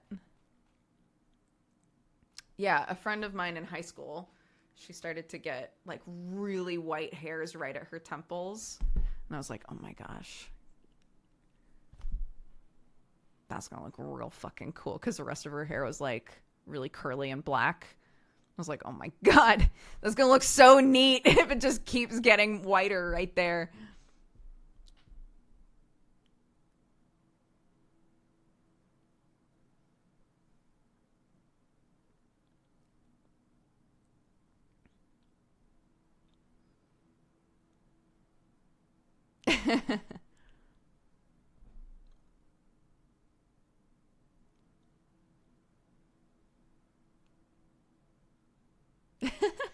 This isn't the same because white, silver, gray hairs, whatever, they just show up whenever they want. But somebody was saying that it's hard to see theirs. They wish that they could see theirs a bit easier. And for some reason, it made me think to myself about how lately I've really been lamenting that I don't know why I did this, but literally all of my tattoos are difficult for me to see. Which doesn't make any fucking sense. I don't know why I did that. So I keep being like, I really need to plan my trip to Canada and get a bunch of tattoos so that I can see them. Because I can't see any of mine right now. The most that I can see is the side of this flower. Like these bits here. And the rest of this shit, all the rest of this shit, I can't see any of that. Like, what the fuck was I doing?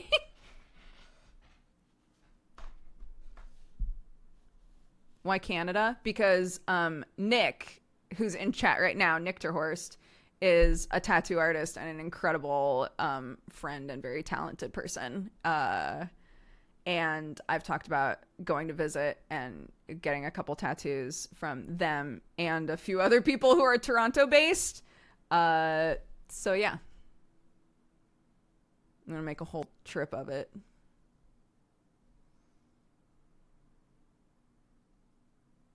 Friend of the show. Yeah, Nick, friend of the show. Look, Sam's got his whole sleeve planned out. He just needs to find somebody he wants to go to and go.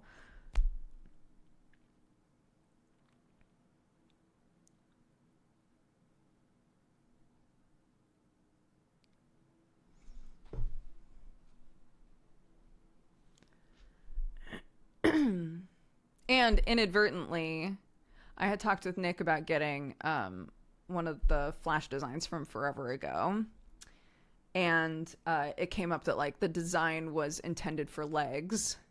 I talked about this forever ago, I think. The design is intended for legs, and I was like, I don't know if I would want it on my leg. And I was talking with Sam about it. And it's 100% like a old world meaning like a previous version of myself, like leg insecurity thing.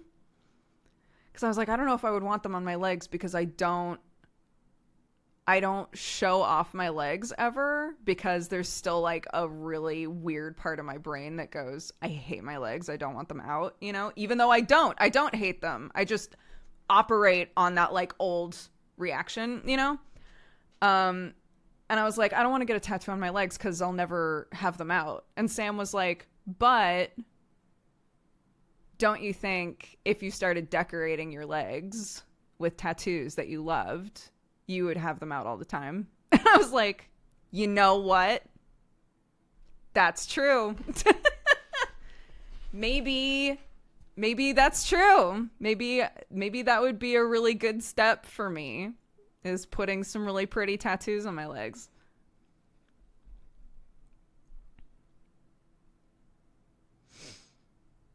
I got a sternum tattoo and I've only worn crop tops since then. So there you go. He does make a good point.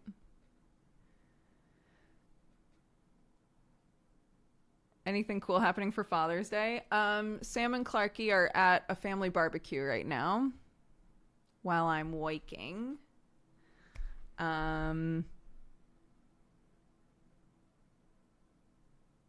No, really, like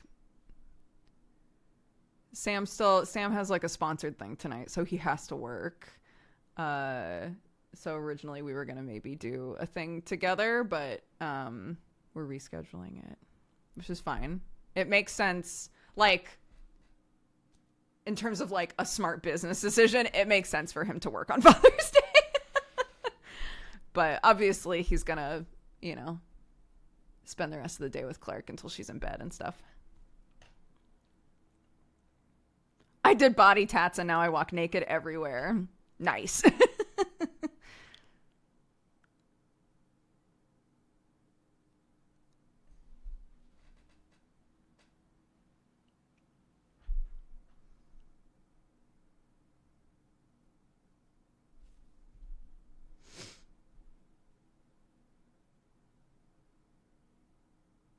I found myself covering my tattoos more so they don't fade. I definitely started wearing sunscreen more religiously after I got all this done, because I was like, I don't want that to fade.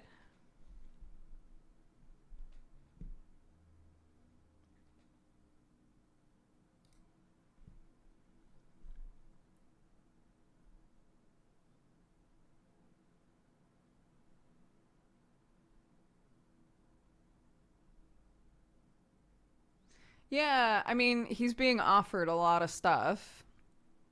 And like I said, we have so many expenses with the farm and everything. And so he's just taking, you know, anything that makes sense for him. I've been taking more stuff than I normally do as well. I don't get offered nearly as much as Sam does, which is fine. Ah, oh, same, free. I don't even want anything crazy. I just want a second normal piercing on my ears. And I keep not doing it.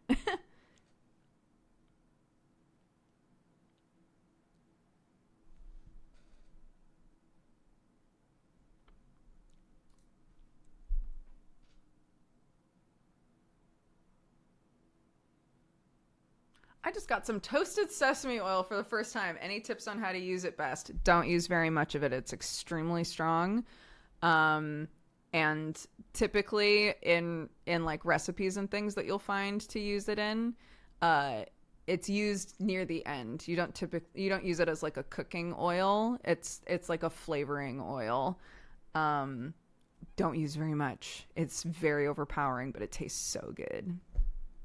Yes.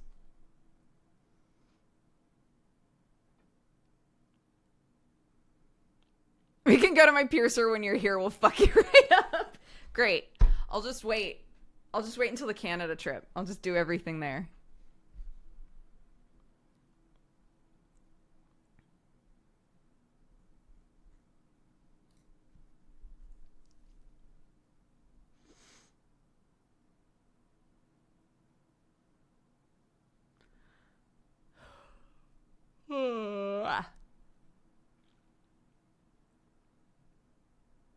Yeah, that won't be for a while, though. That'll probably be next year sometime. Just be sure you don't get cartilage done on both sides if you're a side sleeper. God, ain't that the truth? I am a side sleeper, and when I got this one done, it sucked so bad. The number of mornings where I would wake up and be like, ow!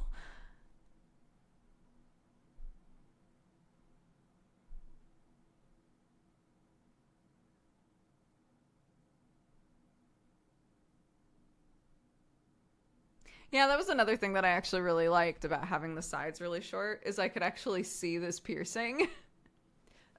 This one.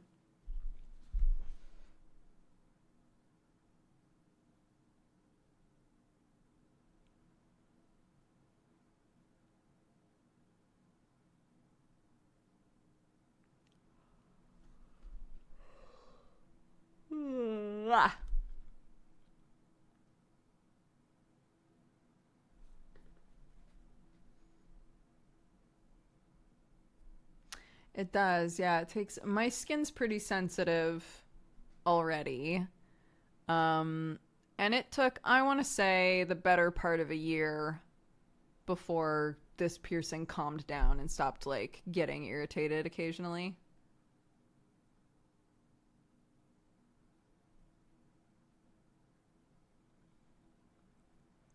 Yes, I also love hand tattoos for sure. Just little guys. Just little guys on the fingers. I think they're so pretty.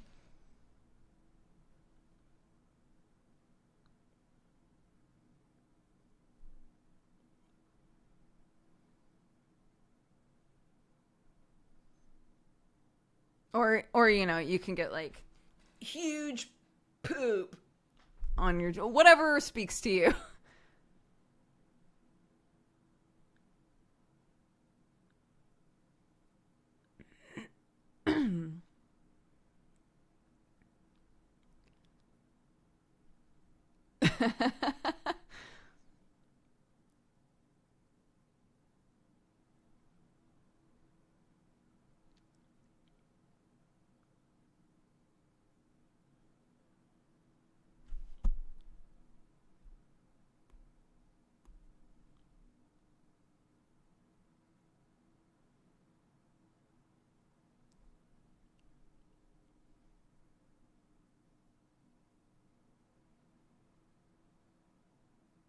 Yeah, Nick's been working on a sleeve for somebody that's just all different, like, mythical creatures. And, like, correct me if I'm wrong, Nick, some of them have been, like, just from, you know, their favorite media. You know, it's just, like, just fantasy characters, or fantasy creatures, I mean, of different types. It's just a full sleeve of them, and it looks very cute.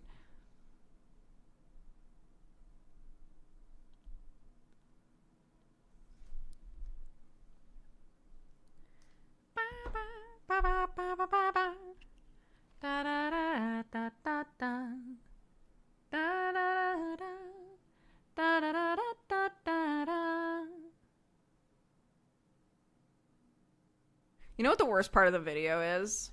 Sorry, not to like go full circle. You know what the worst part of the singing exam video is? I have to burn the lens like the whole time. You have to perform to the camera. So the whole thing is me like singing and like a bobby dobby dooby dub. Like, and when I watch it back, it's so weird. But that's what they ask you to do. She was like, at least you're very comfortable with cameras. I was like, I am. It's still weird.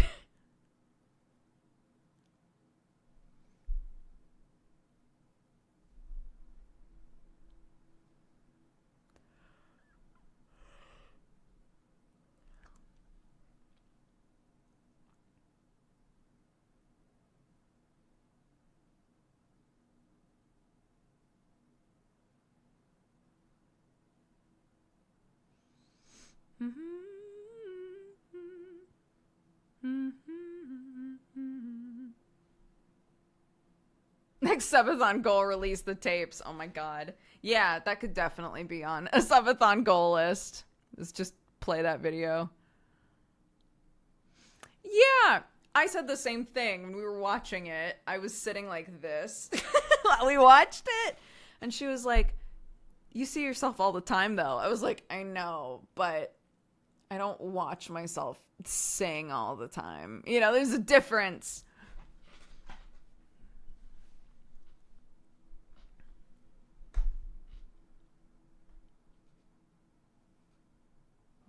Like, I watch myself do something I'm really comfortable doing most of the time. I'm currently watching a video of me having to like stare at the camera and do a thing that I don't feel comfortable recording, you know? Different. Big difference. Feels much more vulnerable, you know?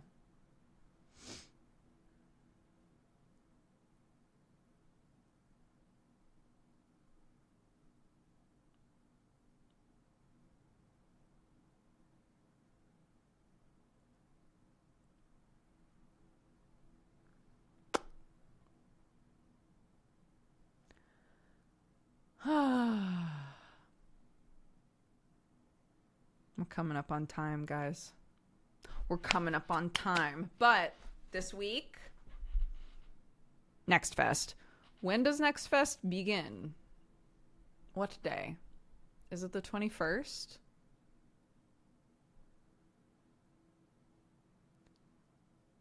It's tomorrow. I got a sticker book and the reviews are in. It's great. Nice. June 19th to June 26th. Starts at 10 a.m. Pacific. Of course it fucking does. Sorry. Sorry, I'm not trying to be aggressive.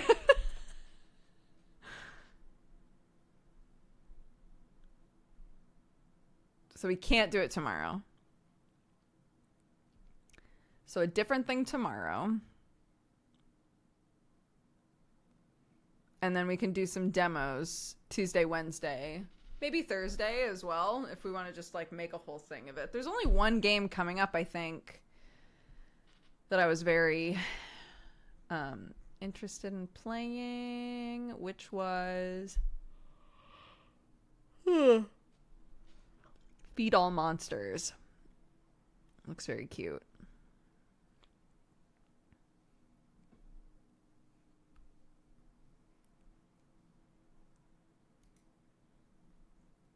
There's a dating sim that's coming out that I was curious about because the pitch is that you run a bodyguard agency. I misunderstood it though. I thought that it meant that all of the people that you can romance are people that you are bodyguarding. Like you are just a buff femme bodyguard and you're with all these hot dudes. That is not what the pitch is. That's not the pitch. I misunderstood. And I'm less interested now. You're the agency manager. And some of the guys are bodyguard. Boo. Not as fun.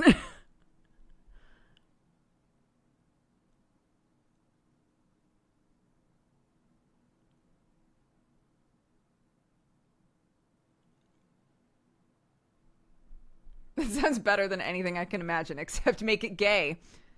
Right? Let me be a bodyguard. And then give me a wide array of types and presentations of people to smooch. That sounds fun to me. You can have the rival bodyguard. You can have the rich person that needs bodyguarding. You can have the manager of the agency. There's so many things you could do. I don't want to be the manager. It's like Backstage Pass all over again. I don't want to be helping other people achieve their dreams. Let me fight people.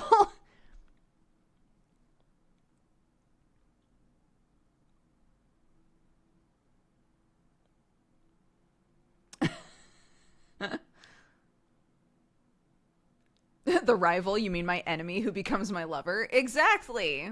You get it.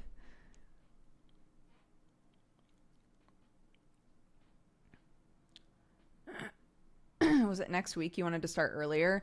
No. So the more I thought about it, I said all that while forgetting my kid was about to be on summer break.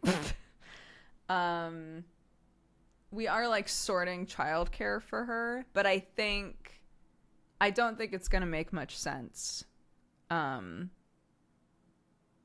me to change up my schedule when my kid's about to be off school.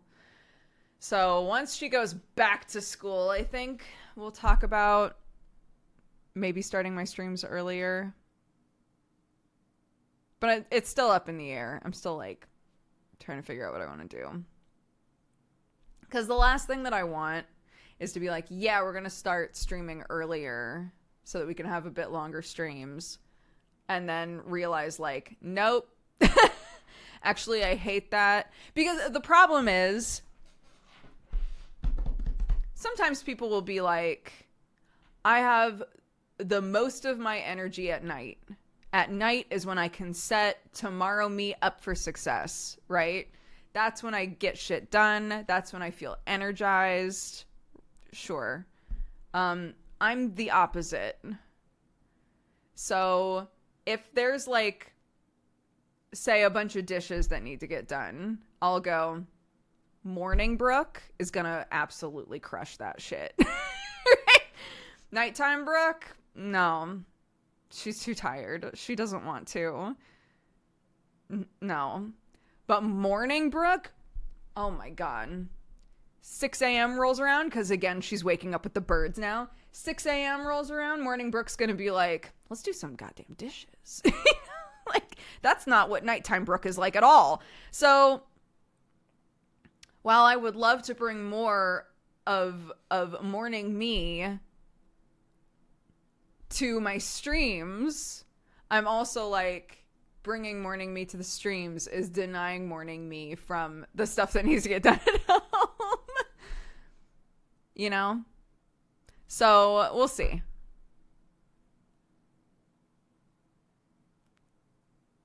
Because I've tried to do that. I've tried to do the like, nighttime me needs to be thinking more about morning me, right? I want morning me to wake up and see all of these nice favors that nighttime me did. I have to flip it. I think you really need to take into account what kind of person you are. I have to flip it and go, nighttime me, she's going to be so tired. I'm going to make sure that nighttime me doesn't have to do the dishes. I'm going to make sure that nighttime me has dinner sorted. I'm going to make sure nighttime me is like good to go and doesn't have to worry about any of this shit. I'm just going to get it done. Because that's when I have the energy. That's when I want to be productive. And I think different people want to do those sorts of things at different times. It just makes sense to like work with yourself, you know?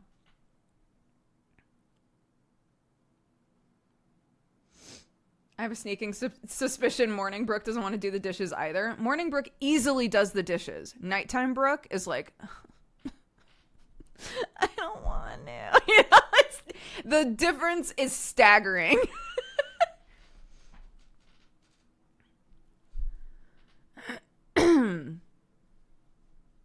Morning me doesn't even have to think about it.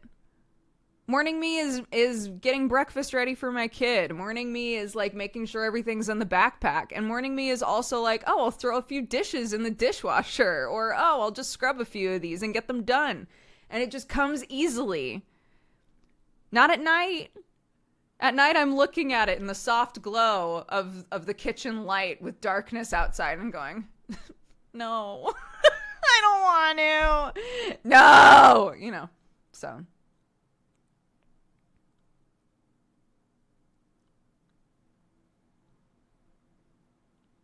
Yeah, there's also like a weird thrill when you have a kid.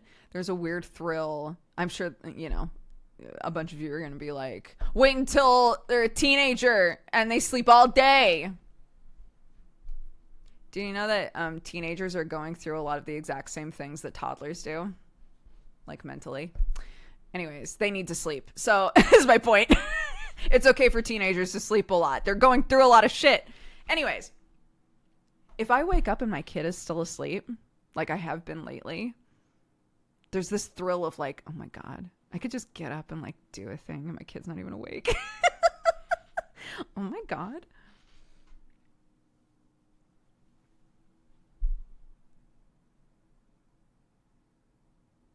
Opposite of morning Sam. Right. Sam is a nighttime cryptid. Sam will stay up all night long and be like, whoops.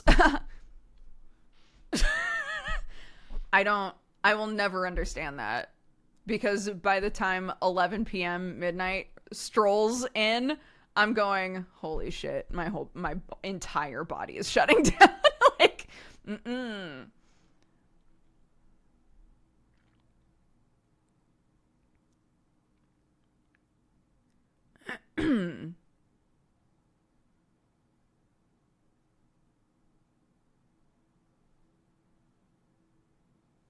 I feel like my brain doesn't even turn on until 11 p.m. Yeah. Different people, dude. Different people, different brains. I'll never know what it's like to have Sam's brain. All I can do is try to understand it a little bit, and vice versa, you know? Ben and I have started leaving parties at different times. Babe, have fun, but I'm sleepy. Yeah. Mm-hmm.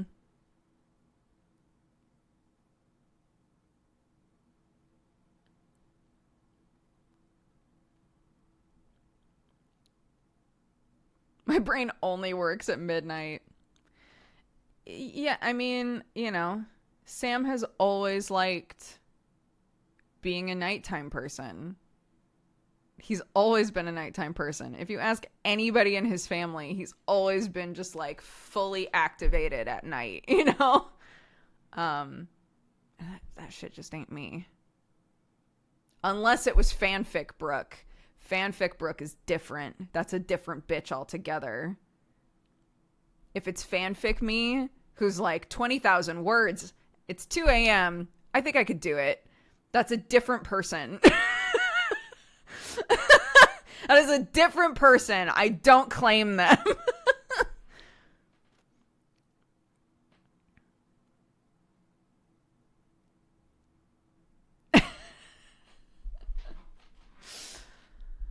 Yeah, I guess I'll be up till it's finished. I saw people make this exact TikTok all the time, but it's always funny to me when people are like, all right, it's 3 a.m. and I just finished that fic. Time to go to sleep. And then the next frame is like, started another one. It's now 5. You know, like, no. Do you have problems getting to sleep when you know Sam is going to bed way later? No. We're years in at this point.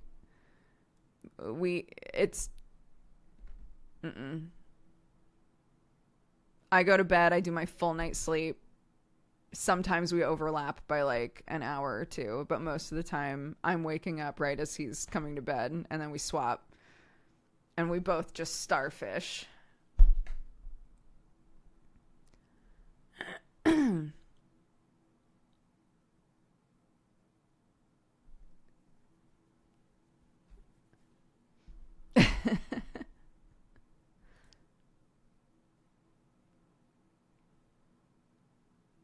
And I did what I said I was going to do, and I bought each of us, like, we both have our own thin comforter now.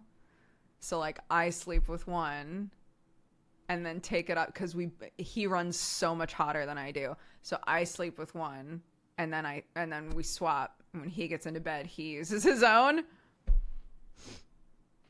Feel free to steal that idea. Apparently in a lot of places, it's totally normal for, if you're sharing a bed with somebody, for both people to have their own comforter or their own duvet. And I was like, holy shit, we should be doing that, because Sam and I are so different in like what we want. So yeah, so we each have our own. It's great.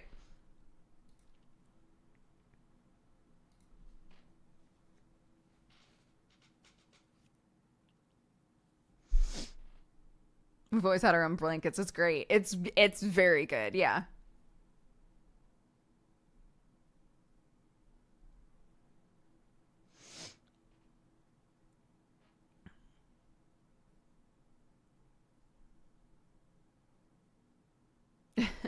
Okay, I need to wrap up. Hey, thanks so much for hanging out with me today, guys. Thundergrub left a Valentine that said, I've been having a really rough time. This goes out to the only people who were ever really there for me to listen. Some are family, some were burritos who aren't in chat today. But people who listen are so important. It's true.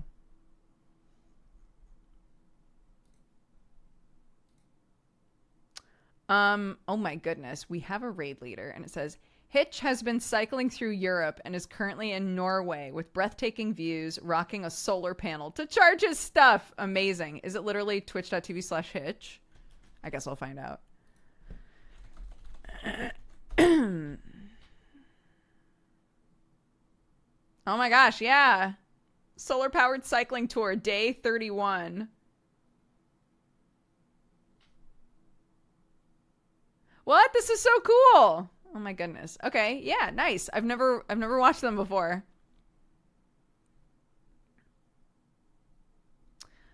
So that's who I'm going to send you to. But first, let's read off our activity feed, and then I'll send you on your way. Pets Play, thank you for the 63 months. Scubnar for the 92. My new name for Twitch for the 85. It's a mocha tree. Welcome to the Cat Gang again. Thank you very much. Derek Hale, thank you for the 45. Sandwich Man for the 76. Middle-aged David for the 52. Crimson Jockey for the 33. The Blue Dream for the 67. Cyber Arcanist for the 23. Arnar for the gifted sub. Celise for the 6 years. Happy anniversary. Thank you very much for the support and the love. And Crystal Chris for the 2 years. Happy anniversary to you as well. Thank you so much. Malik for the 68. Monty for the 17. Synergist for the 11. Shaper Mario for the 3. Silpha. Oh my gosh. For the huge gift sub. How did I miss that? What the fuck? Silpha, thank you so much. What was I doing when that happened? Holy shit. Silpha gifted 50 subs. And I missed it. I have no idea how that happened. Thank you. Welcome to the Cat Gang. Everybody who has gifted a sub. You were talking about a coffee maker. Oh my god. And I just missed it. Oh my goodness. Thank you so much. Laughing Fat Pan, thank you for the 32. Magadam Raw, again, welcome to the Cat Gang. Thank you very much. Arctic Rooster for the 29.